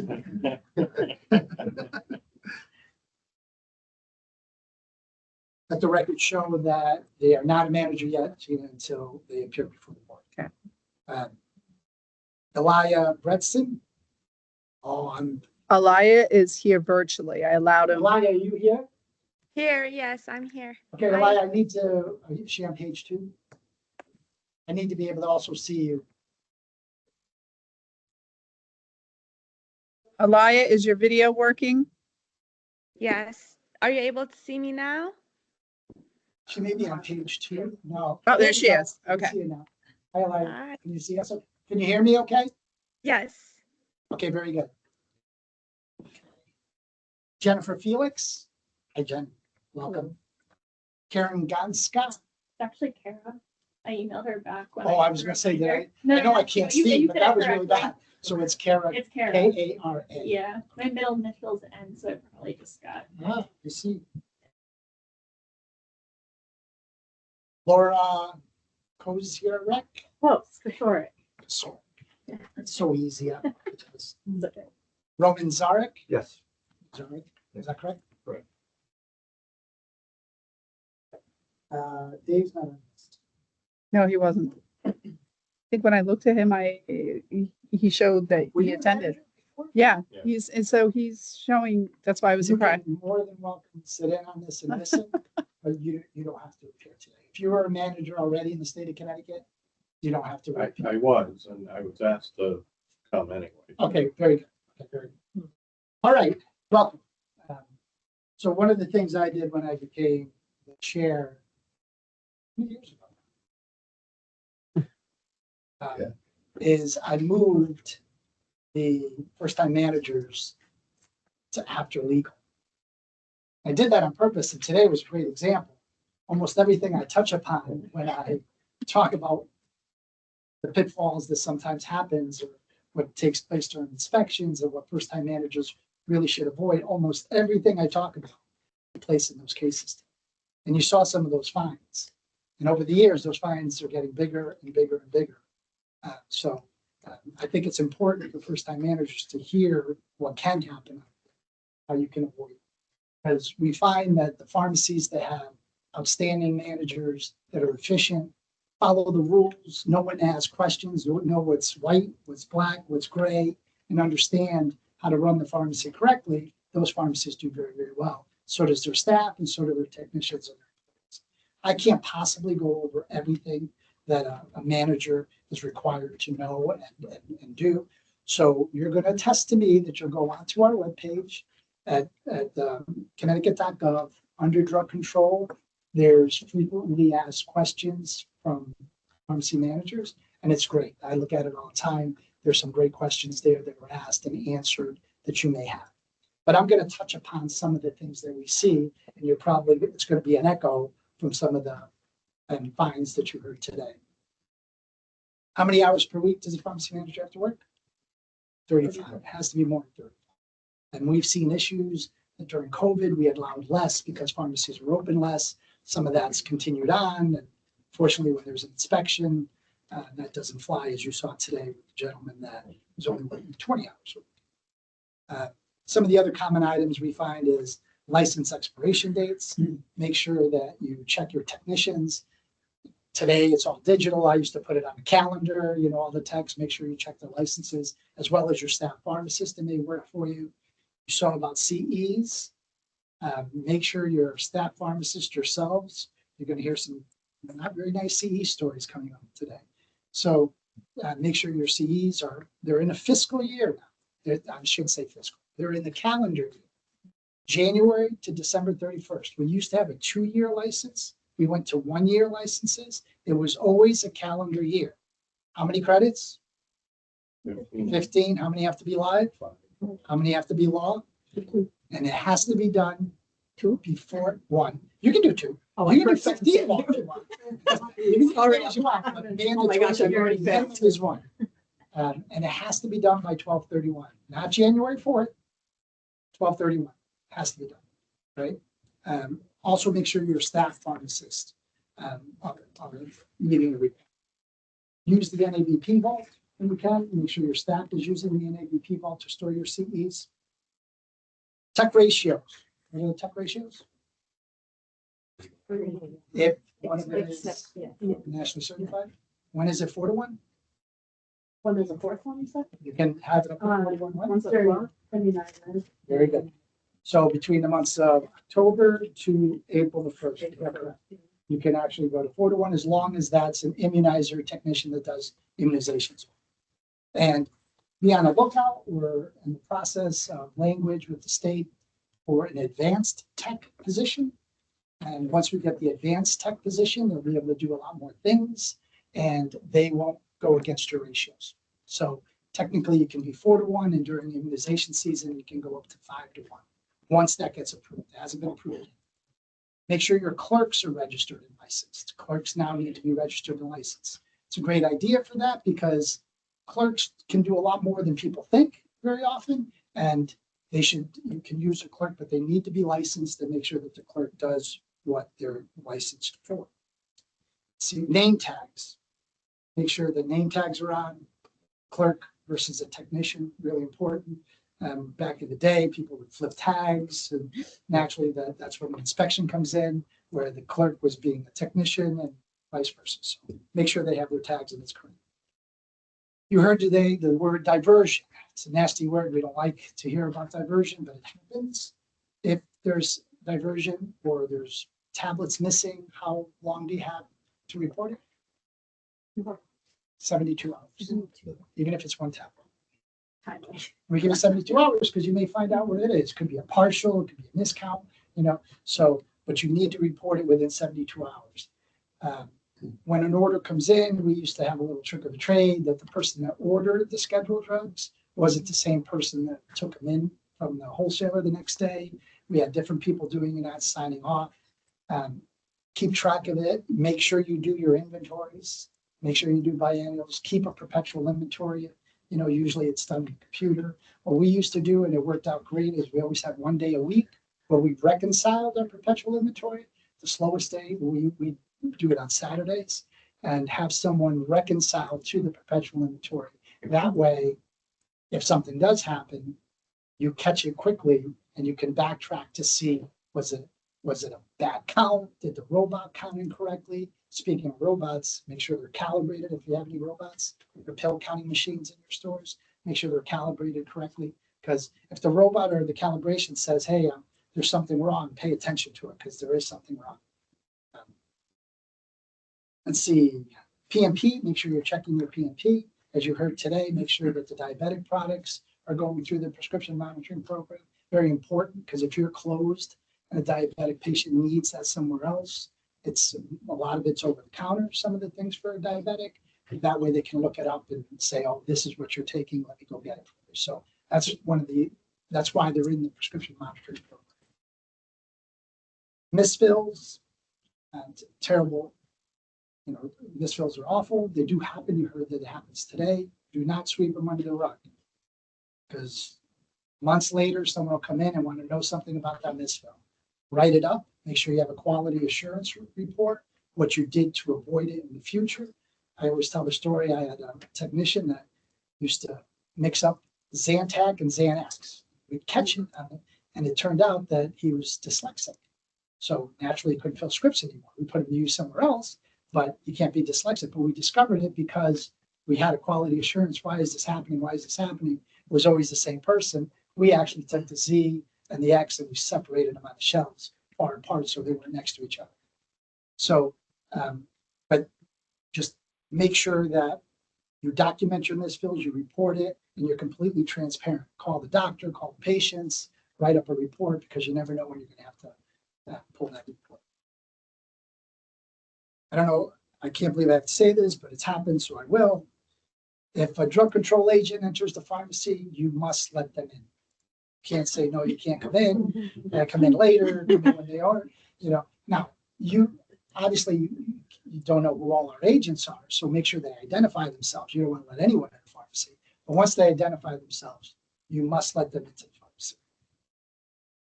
If there's any early closings, if a pharmacist doesn't come to work that day, things happen, you have to report it to them. Must be reported. If you change jobs as a pharmacy manager, make sure you tell the department, don't leave it to someone else. Make sure you tell the department, I am no longer the manager at this location.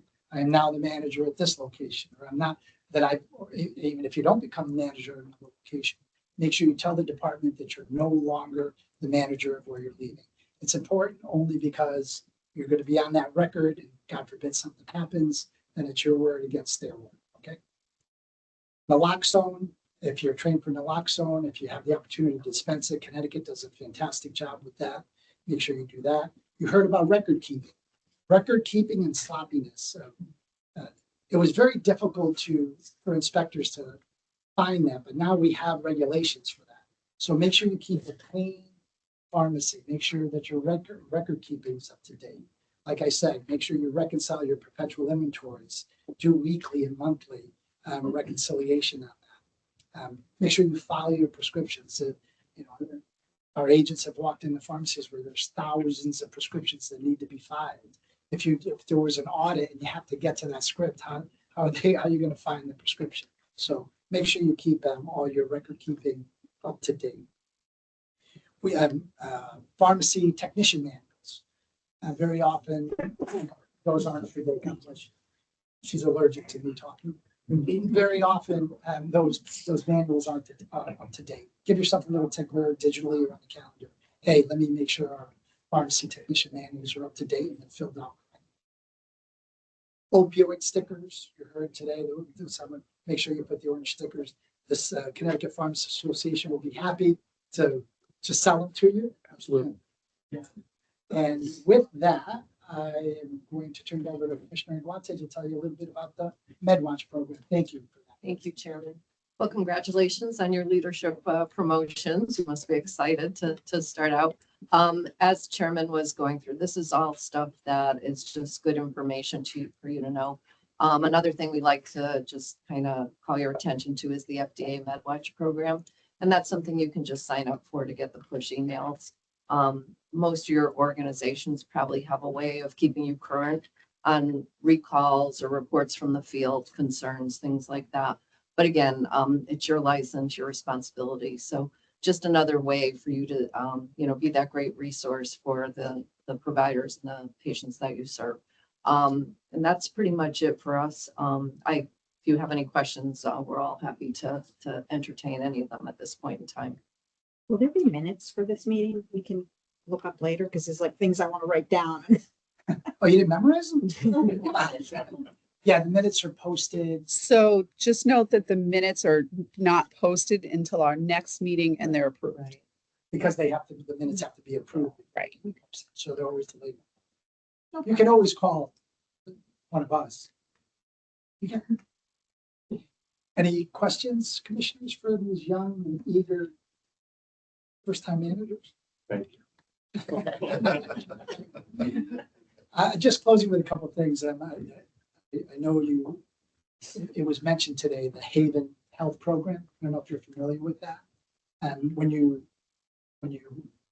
renew your licenses, there's a fee that says Haven Health. I think it's $5. Is that correct? $5 fee.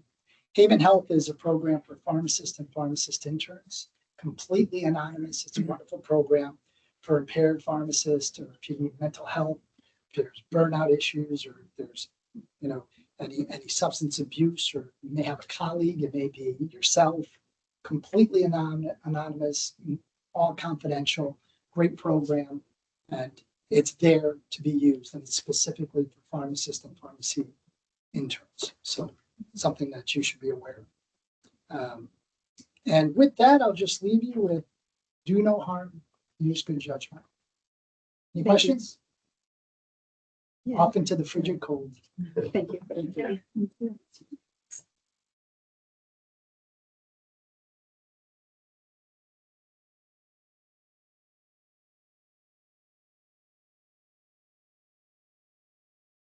As in we're dismissed, right? Would you like us to stay? You're dismissed. You can stay, you're dismissed, you can listen in, do whatever you want. I know it's cold outside, right? Stay in, yeah. Okay, now we are going to move on to, is Hallie Saldivar here? Hi, Hallie. How are you? So the routine, right, Hallie? Please raise your right hand. You swear to tell the truth, the whole truth, and nothing but the truth, so help you God. And for the record, state your name. Haley Zaldivar. Have a seat.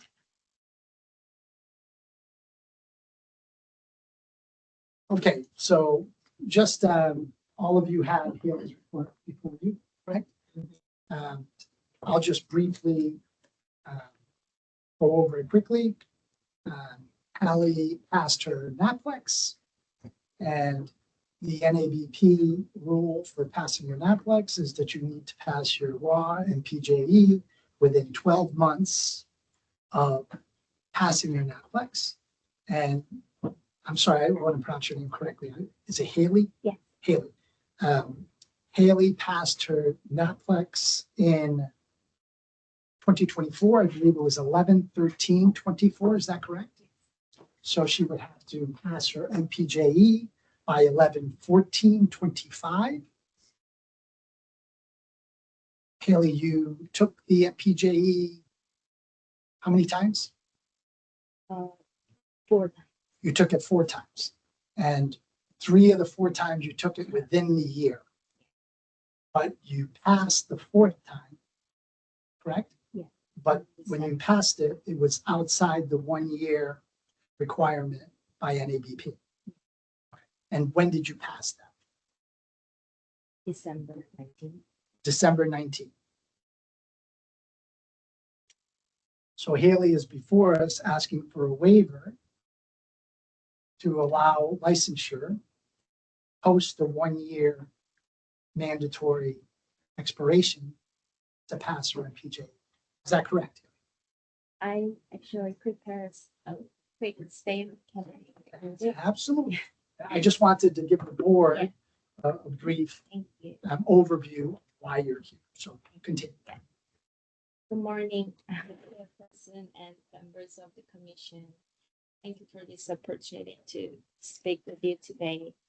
My name is Haley Saldivar. I'm a PharmD graduate from University of Incarnate Word in Texas. I passed the NAPLEX in November 2024 and the MPJE this past December. I'm fully prepared to practice pharmacy safely and responsibly, and I'm here because I deeply wish to serve the people of Connecticut. I would like to briefly explain my personal circumstances that affected my licensure timeline. During this process, I was navigating the physical and emotional trauma of multiple pregnancy losses. Despite this, I remained committed to my goal. I was originally scheduled to take the MPJE on October 24th, a date well within the required testing timeline.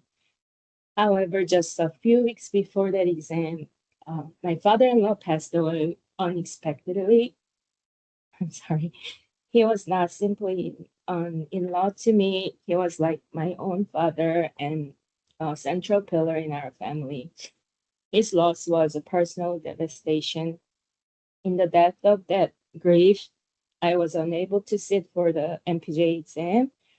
I postponed the test to December 19 and passed. it was only after achieving a passing score that I learned my NAPLEX score was considered expired by just 1 month due to this unanticipated but necessary delay. As an immigrant who began my academic path later in life, I have spent more than 10 years reaching this point. Due to financial constraints, I was unable to attend college in my home country and started my career path after moving to the US. While I attended college in other states due to my husband's military service, I plan to permanently reside in Connecticut, his home state. While my husband was stationed in Texas, I attended and graduated from pharmacy school where NAPLEX score remained valid for 2 years. As an out-of-state applicant, I operated under a genuine misunderstanding of Connecticut's 1-year validity rule. I reviewed the official licensing website, FAQ, and online pharmacist application portal in good faith. These materials explain that passing the NAPLEX and MPJE was required, but I did not see a clear 1-year warning that NAPLEX score could expire before completion of the MPJE process. Because I continued to receive official authorization letters to reschedule my MPJE, I mistakenly believed I was proceeding on the correct path. This was an honest administrative misunderstanding, not a disregard for your regulations. I fully respect the Commission's duty to uphold licensure standards and protect public safety.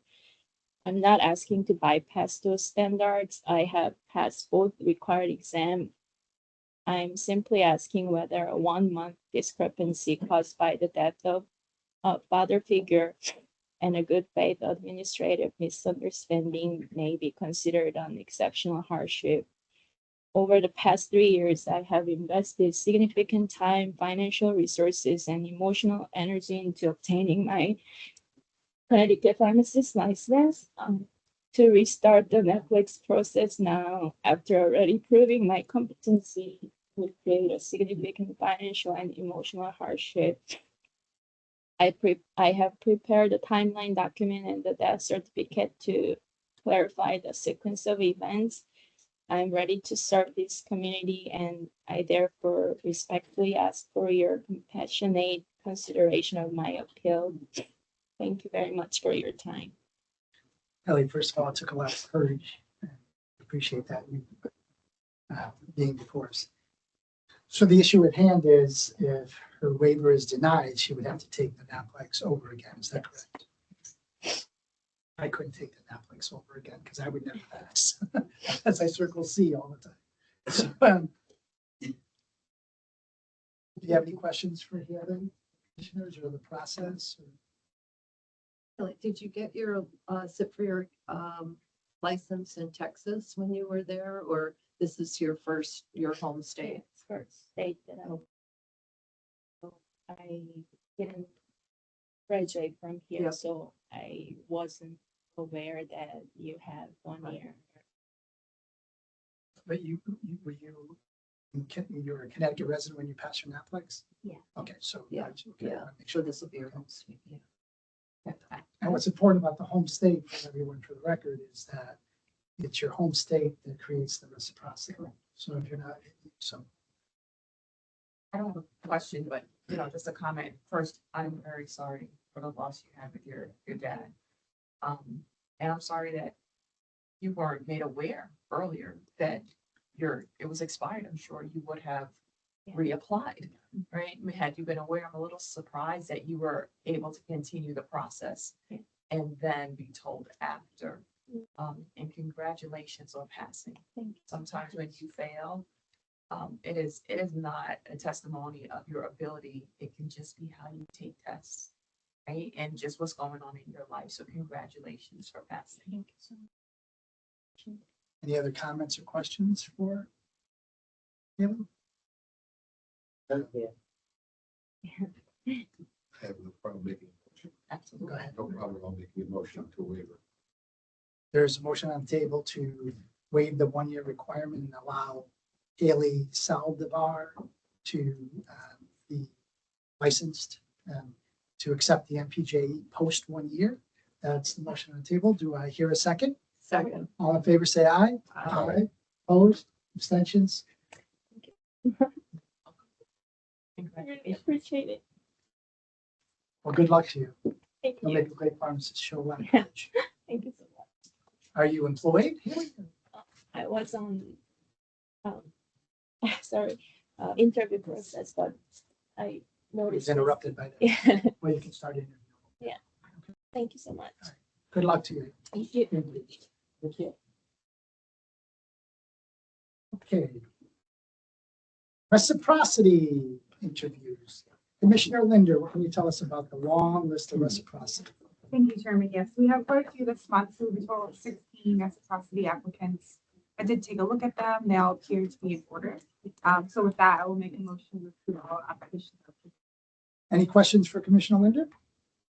Hearing none, I'll accept the motion to accept the reciprocity list before us as recommended. Do I hear a second? Second. All in favor, say aye. Aye. Opposed, abstentions. Very good. And now let's move on to another very long and complicated list. Request, we'll do these all separately. Okay, Commissioner Guante. Request for new non-resident pharmacy applications. Commissioner Guante. So you all have my report. You received it by email, and then here you have the summary report. This time we actually had quite a few denials. Our application process has improved, however, the applicant's comprehension has not. So we only have control over what we can control.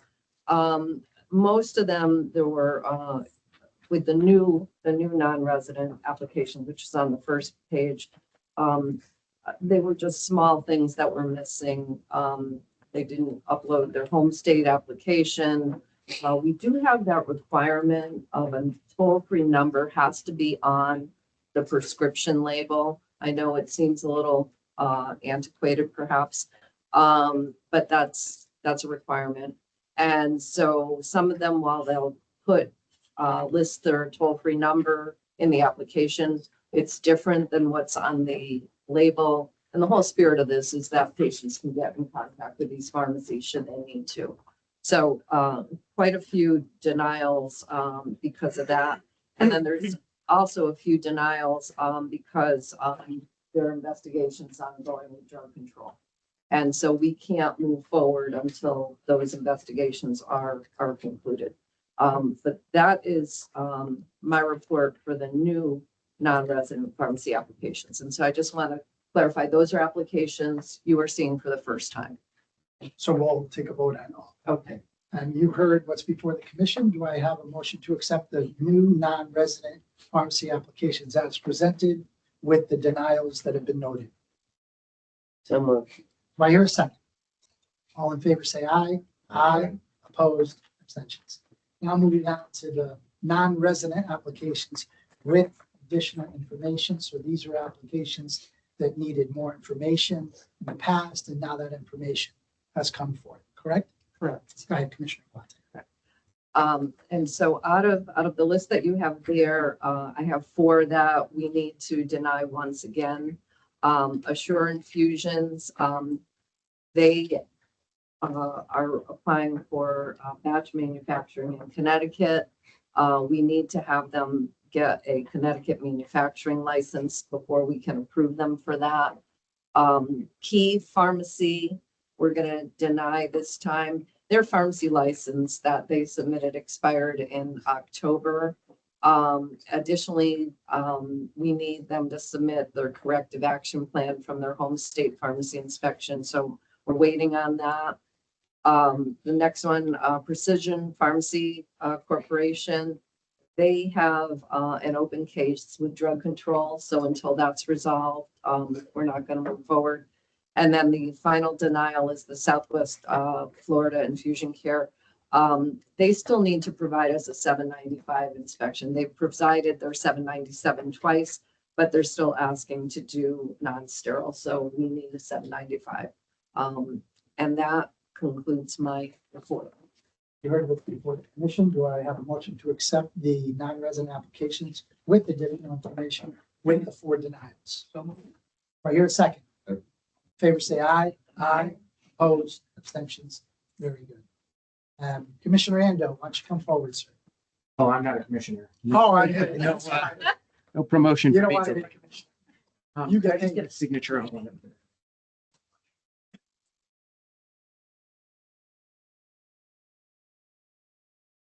Thank you, that's right. Great day. Okay, before we move on to the approval of the minutes, I'm gonna go back now. CE. There's quite a few of them.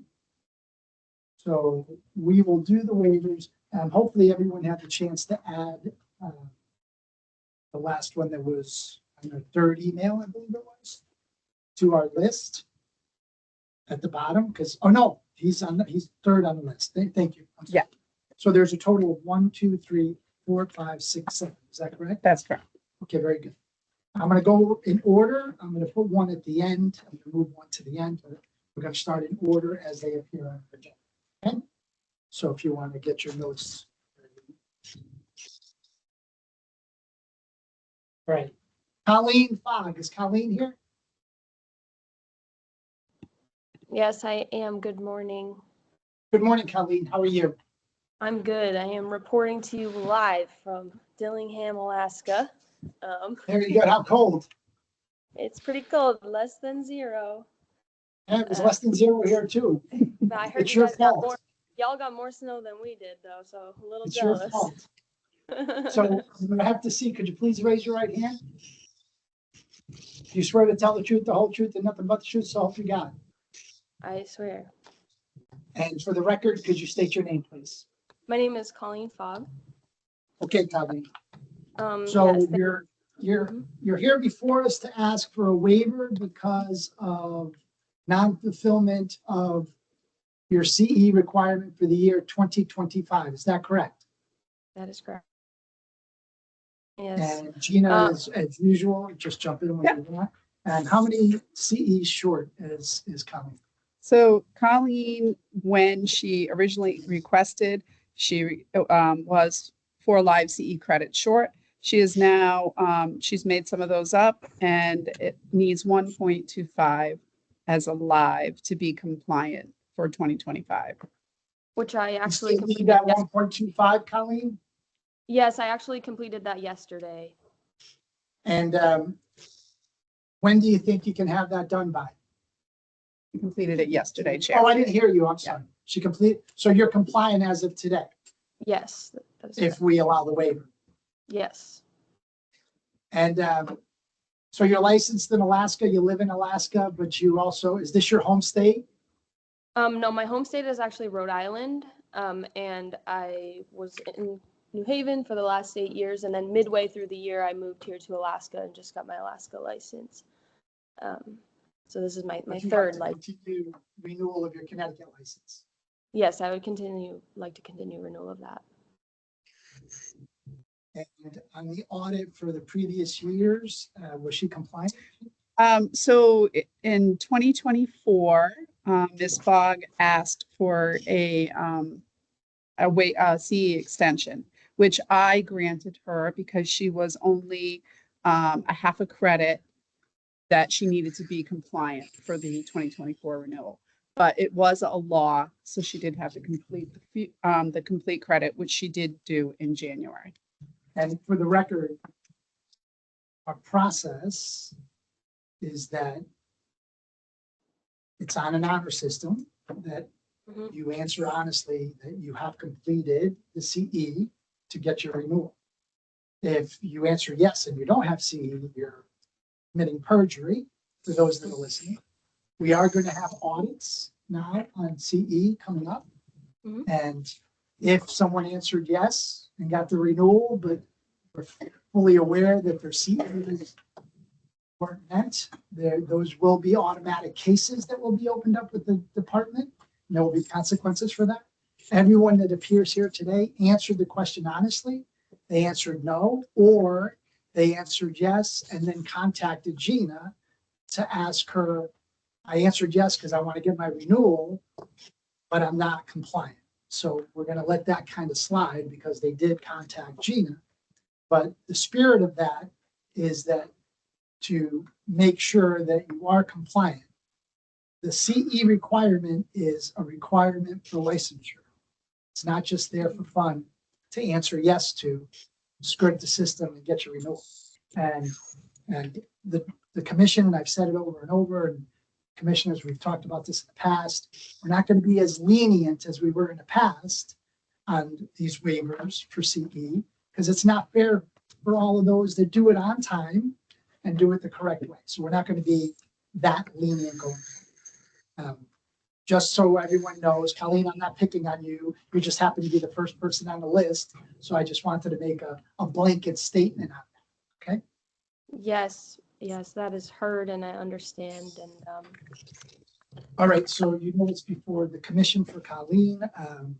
Is there a motion to grant the waiver for Colleen so she can be continue her renewal process?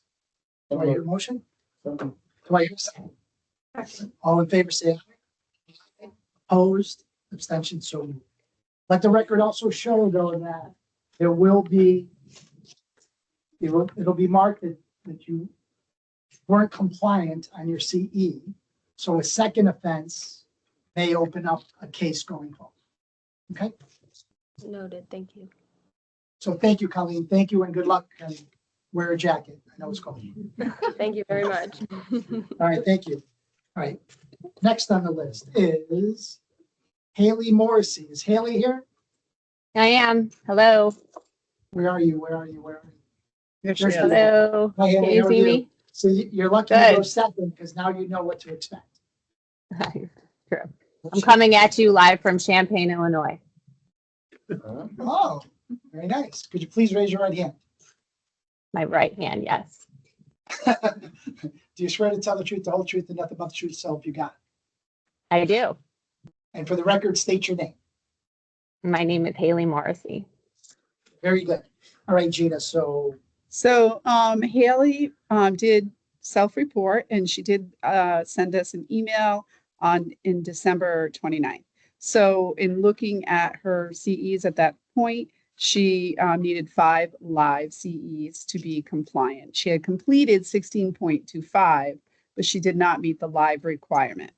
The other thing she did do is she did renew her application before contacting the commission. So of course she answered that she did answer her application correctly though. She did say no, that she did not complete her CEs. and we appreciate it. Yeah.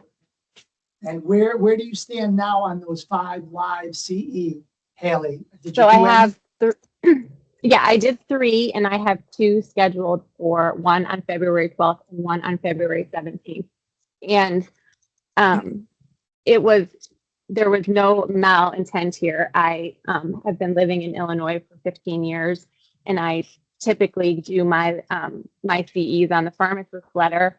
And every time I log in, it tells me, you know, you have to do this Connecticut. Don't forget your 5 live CEs.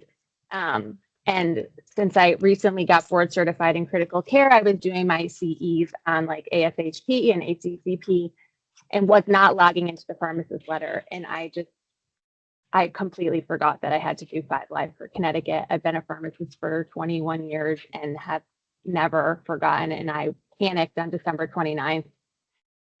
My children can attest. And there was no way for me to get 5 live hours between then and the new year.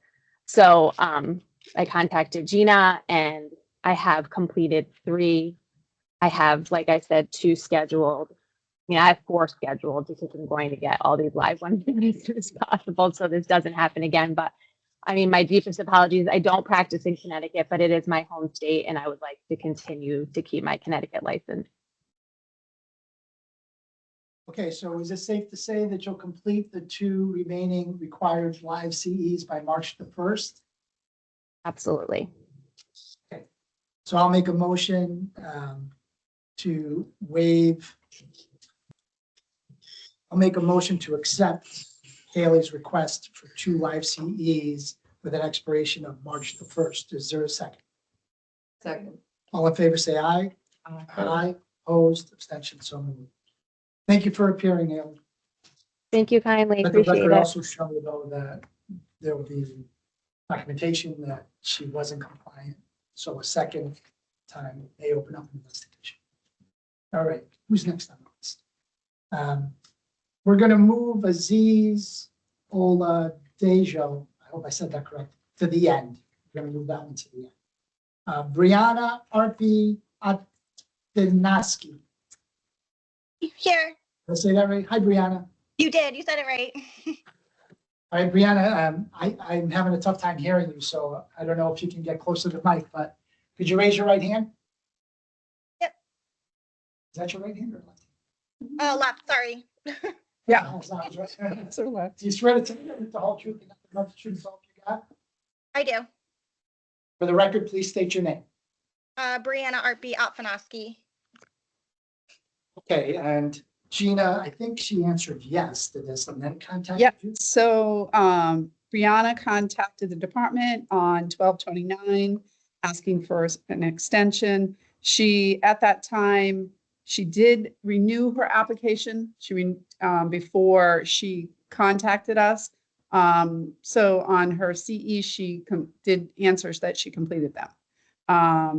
So she, at the time when I looked at her CE, she needed 10.5 CEs. She had completed 4.5, but she had 3 live that needed to be done and 7.5 home.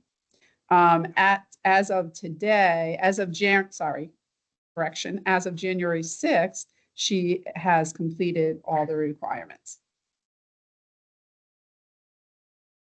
And she's been compliant. And she was compliant in the 2024 renewal.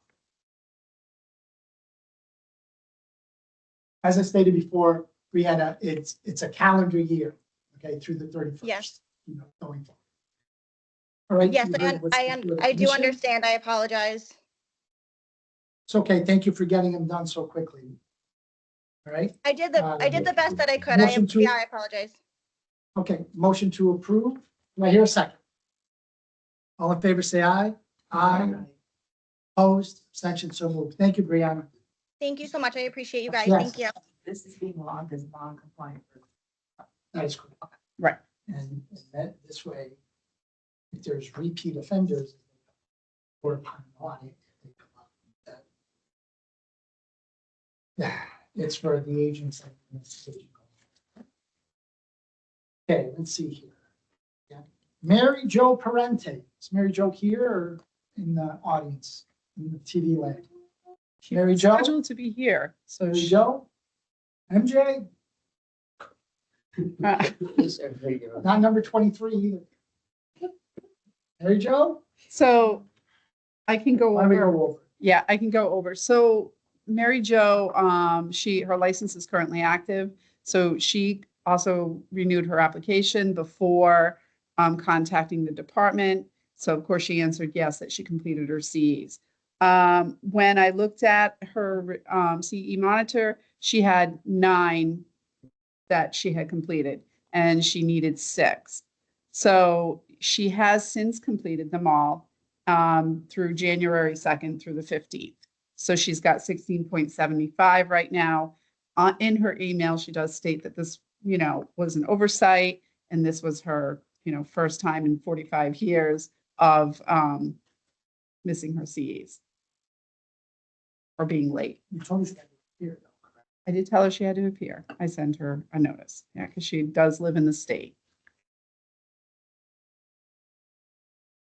And she's been compliant in the past. Yes, so I did check back on her 2024 renewal and she was compliant.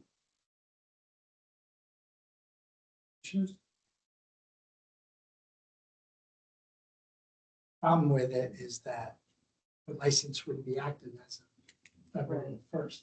Well, Chair, her license is active now because she renewed it before she contacted the department.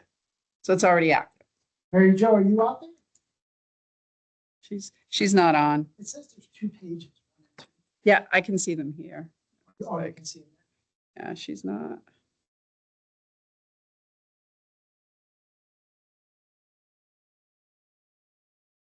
It's not here.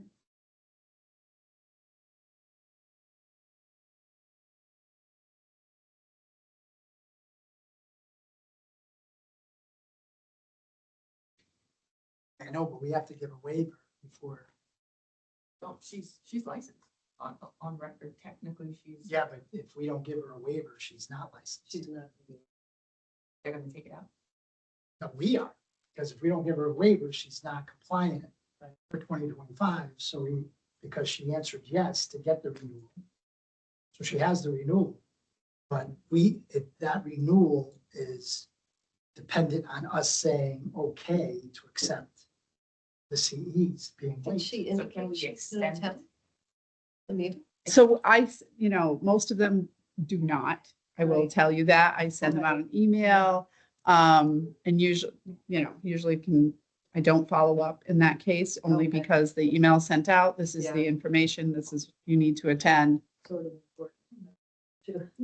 And I would think if we.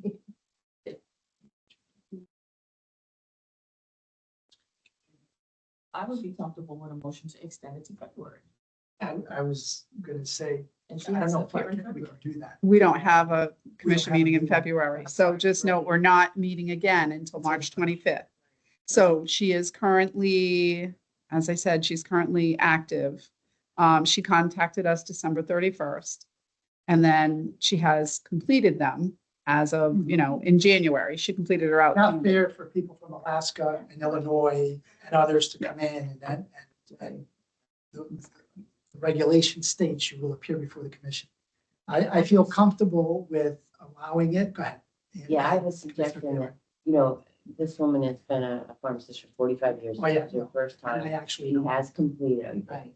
And I think to take away her livelihood for 2 months is not. And I reasonable. don't want to do that. I think that she just didn't know she had to appear. That's what I think. But you're gonna. Well, follow it. I will follow up, but I do want to make note, and especially out for those that are listening, is that if you're asking us for an extension, you should make sure that you're following up on your emails to see what the department is sending. Because I always follow up on them. CEs I respond to immediately because we are in January. Then she would need to appear. Yeah, she needs to appear in March. Then she needs to appear in March. And I guess we're I would approving agree. a temporary renewal until April 1st, Correct. until she appears. Exactly. Everyone She agree has- with that? yes. So that's my motion on the table. Do I hear a second? Second. All in favor, say aye. Aye. Opposed, abstentions, so moved. And so she be clear, if she does not appear for March, She won't have a license. she will as of not have a April license. Fool's Day. Okay. Okay, moving on. William Platt. Is William here? Yes. Hey, live and in person. Way to go, Will. You win. Sit down. Come on.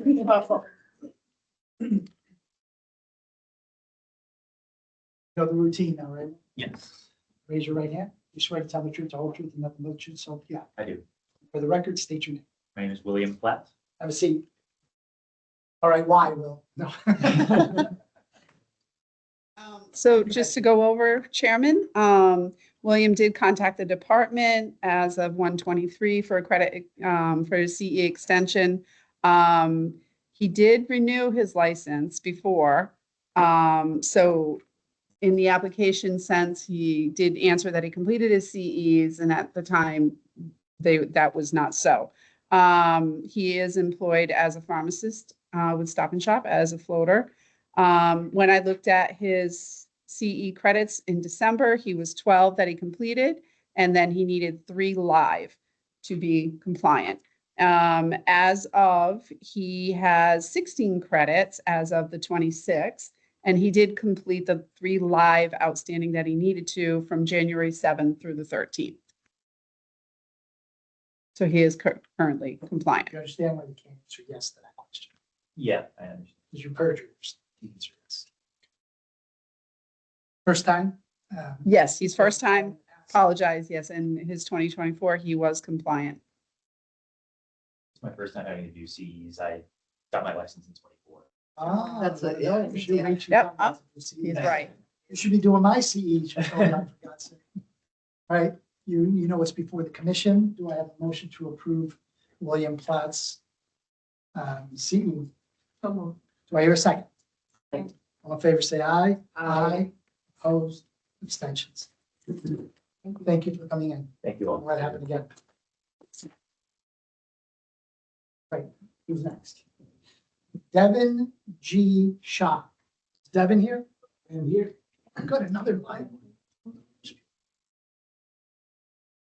Good afternoon, everyone. Good afternoon. You saw the routine, right, Dev? Please raise your right hand. Do you swear to tell the truth, the whole truth, and nothing but the truth, so help you God? For the record, state your name. Devin Shaw. I see.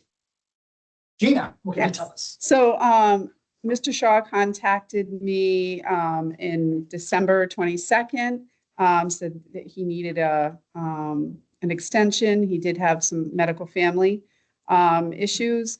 And at the time when I looked at his CEs, he had completed 12. He needed 5 live and 1 in law to be compliant. So in his application is still in renewal. He has not renewed. So he was waiting to be I approved. bet you're sitting there listening to me go, I did it right. Well, I forgot I have till the 31st. Yeah. So he is still currently, as of the 26th, when I looked at his record, he has 12 CEs and he still needs the 5 live and 1 in law. You still need 5. And what's a reasonable time frame to get those done? Make it reasonable. End of March. So by April 1st? Hopefully some live stuff out there. February 19th, Okay, good to know. Thank you. 6 hours of life. CPA. I will be there. Cromwell, Connecticut. Hey, no promos. Cromwell. New facility. That's right. Exactly. You have law? We have a lot. Are you employed as a pharmacist in Connecticut then? I haven't practiced pharmacy for like 25 years. I do consulting work. Okay. In Connecticut. Okay, very good. Have you heard what's before the commission? Do I have a motion to move Devin Shaw to April the 1st, where he will complete 5 live, 1 law by that time? So moved. Do I hear a second? Second. All in favor, say aye. Aye. Opposed, abstentions. So moved. Devin, thank you for. Do I need to submit this later on? You need to contact me when you've completed them, and then that way I can update the, your license credential. Thank you, guys. Thank you. Thank you, Devin. Thank you for coming in. Okay, now moving on is Aziz Oladejo. I hope I said that. He's on Oladejo. Aziz, are you here? He's muted. Unmute. Yes. There you go. I'm here. Aziz, are you here? Yes, I'm here. Good morning. Okay, I need to be able to see you and get closer to the mic. Okay, good morning. Can you hear me? Is it? Aziz, there he is. There you are. Hello, Aziz. Hello, good morning. Good morning. And where are you right? Oh, I forgot. I'm in Texas. You already- He's in Texas. Could you please raise your right hand?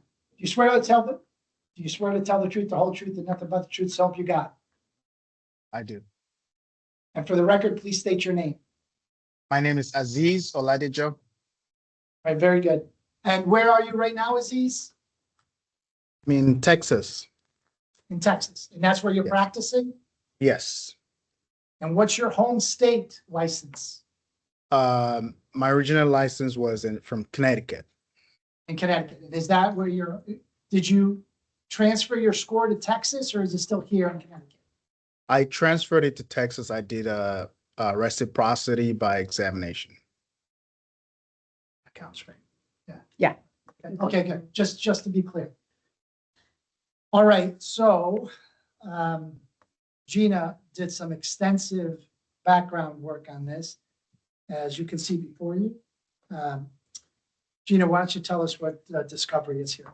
Okay, so we received Mr. Oladejo's request in December to extend her CE extension, and he wasn't compliant.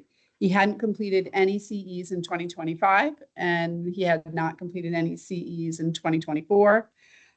So in looking at that, I did have to go further back. So you were licensed with us by examination in 2012. You were compliant for the first renewal.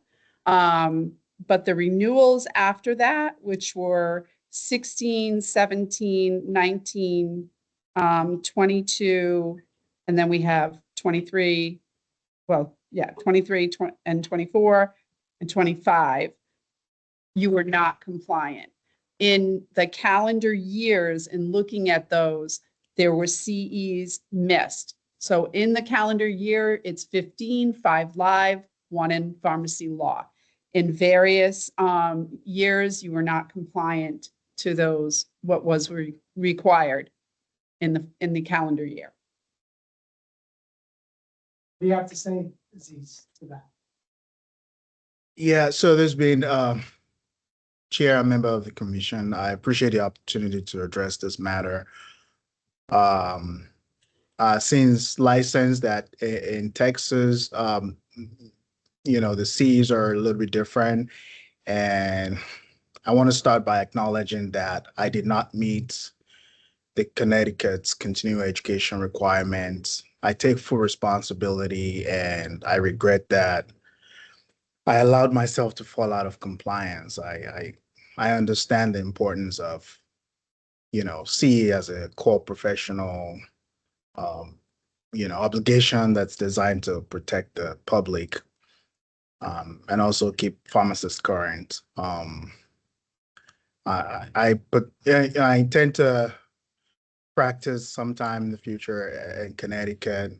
For what happened that I can recall between 2022 and 2023, my family faced increased ongoing medical challenges related to my son's autism, requiring involvement, it disrupted a lot of my normal professional routine during that time. And I mistakenly believe I could catch up, or I didn't review closely what needed to be, asking for extensions or things like that. So, my personal safeguards, tracking those, my personal safeguard systems failed, and I did not take the appropriate steps to ensure compliance. Then in 2024, I work here in Texas. My workplace experienced a major data breach, and I was directly involved in the extended recovery remediation efforts that continued through 2025, getting all patients' profiles back on track. It substantially increased my workload during an increased strain period. So in parallel, my daughter's, my daughter was born 2023, but she had recurring health issues that escalated, ultimately requiring surgical intervention just this past November 2025. I'm not presenting these factors as excuses. I'm providing just context, while accepting full responsibility for the lapse. Going forward, I am prepared to complete all outstanding CEUs immediately, including required live hours, Connecticut law component. I will comply with any remedial plan or extension the commission deems appropriate. I have started the process of completing my CEs. I've registered for 1 live in February. I've registered for 4 lives in March, and I'm going to continue to do registrations for those lives. I've completed 19 hours within the past week, total contacts, not live, but 19 hours in the past week. Aziz, when was the last time you practiced pharmacy in Connecticut? 2015. 2015. Yes. So you've been in Texas since 2015? Yes. So in order to renew this, you answered yes to the CE question. every time in order to get a renewal process, correct? So you Yes, perjured yourself for renewal. Just want to be very clear about that. yes. Commissioners? Let's see. Did you meet the requirements for your Texas CE? Yes, I believe I'm in compliance with Texas. How many CEs were required for Texas? And can you explain to me give me the breakdown? How many credits, how many live, and how many law? In Texas, it's 30 hours total CEs I believe every 2 years. Okay, I think it's about 5 lives, 5 1 live law. Yeah. and 1 law, and you've completed those for Texas? I have to check on that. Let me see. Let me open this up. So since 2015, did you complete any of the renewals for Texas? Did you complete the CE to renew Texas? And you Yes. completed the CEs? Yes, I have. So is there a reason that you completed the CEs in Texas, but not for Connecticut? No, you can still have it in Texas. You just can't go to another state. Commissioner Chisholm, so when we had, I had a phone conversation with Mr. Algedo on the 26th. And I did ask you if you tracked your CEs anywhere else besides NABP CPE monitor. And at that time you had told me no. So and I asked you if you had certificates or another, way that you track them, that you would need to send them to me so that we could make sure that you got your correct credits.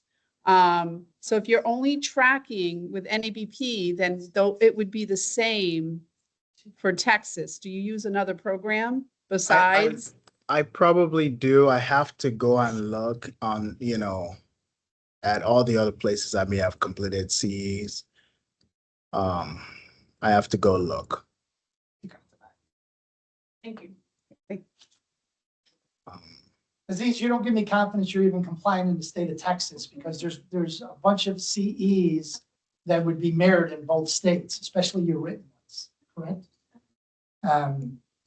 We can't in good faith allow a waiver to this. Not only can I in good faith allow a waiver, but I'm going to recommend an investigation through drug control because you perjured yourself from 2015 to present by answering yes when you obviously weren't compliant. And the reason why that's so important, is because it's a requirement of licensure.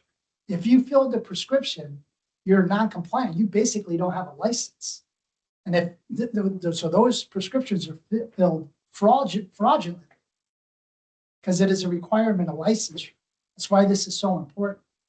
So I think the board is compliant, and let the record show Commissioner Carbray had another meeting to go to, but we still have quorum without Commissioner Carbray.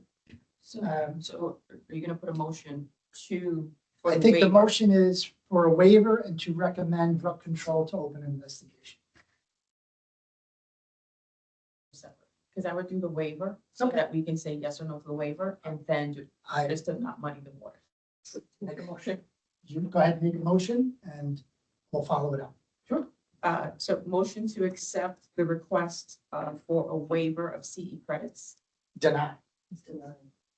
Well. Oh, I'm sorry. You see what I'm saying? Okay, you heard what's before the commission. There's a motion to accept the waiver from Mr. Ola Dejo. All in favor, say aye. All opposed? Opposed? Abstentions? I'll let the record show Commissioner Carbray wasn't here for that. And now before us, I'll make a motion to recommend drug control to open an investigation into the non-compliance dating back to 2015. Do we have a license number here, Gina? Yes. Connecticut license number on the top, PCT. 12404. Yeah. PCT 12404.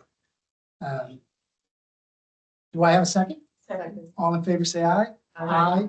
Opposed, abstentions, let the record show that Commissioner Carberry is not here. Aziz, get your ducks in order, especially in Texas. Okay, yes, Commissioner Taylor.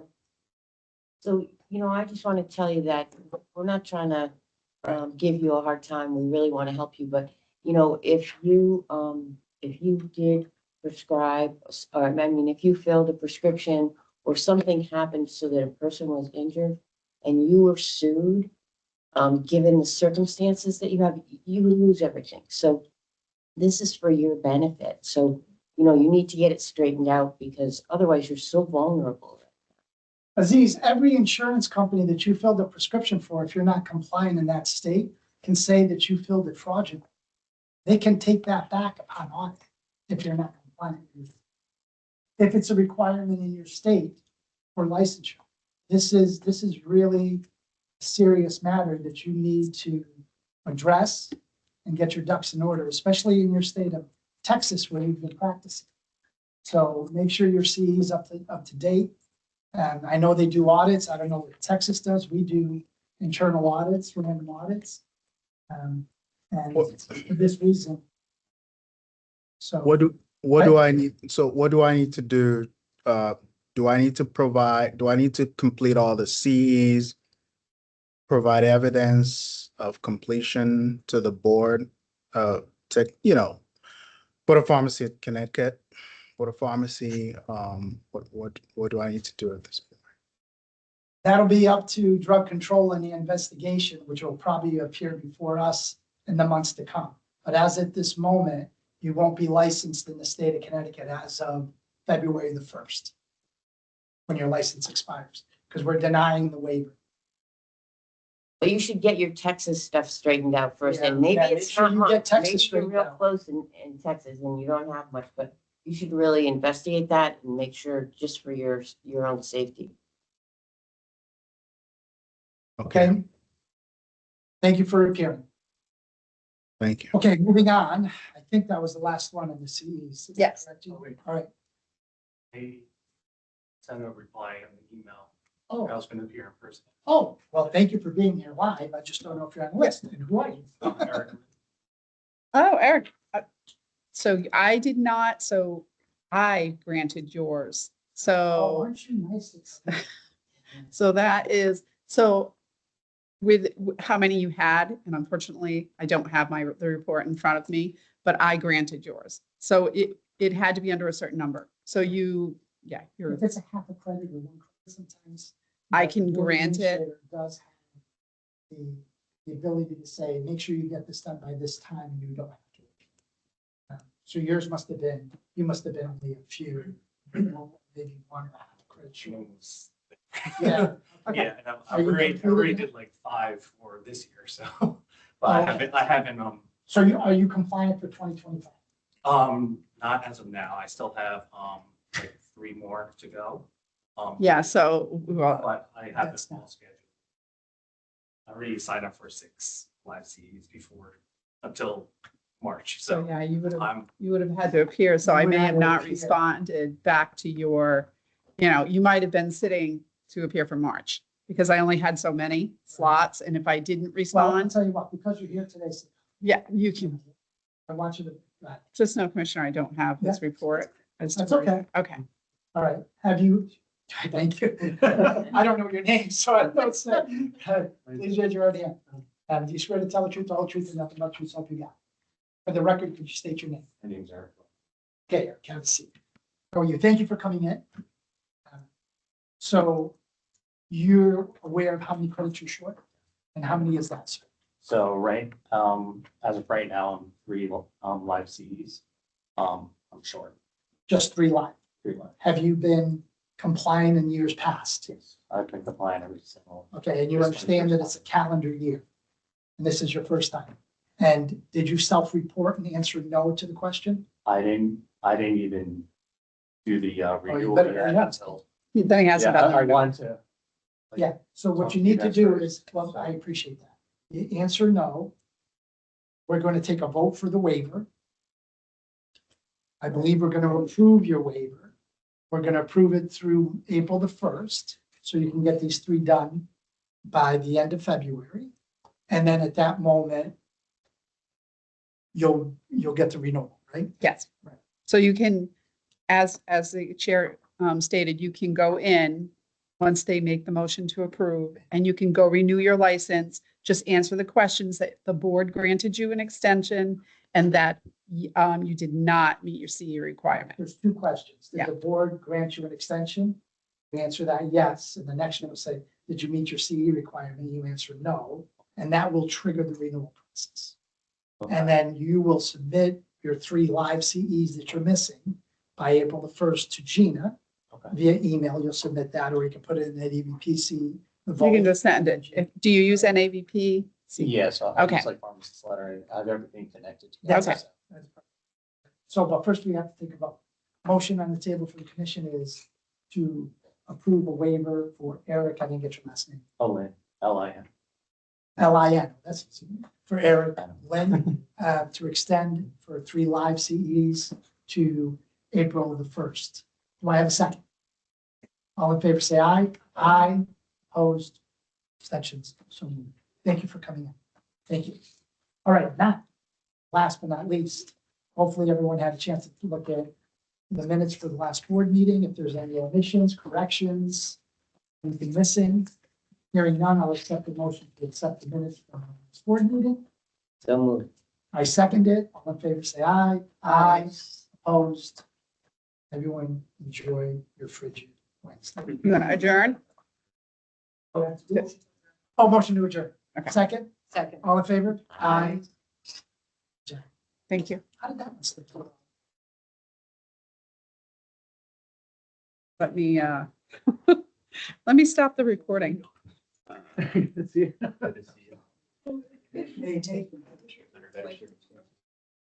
Yeah, so Give me 1 second.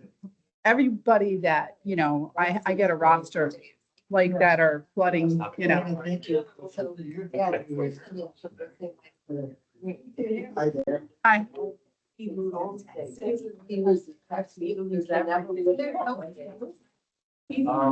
Yeah, pretty much.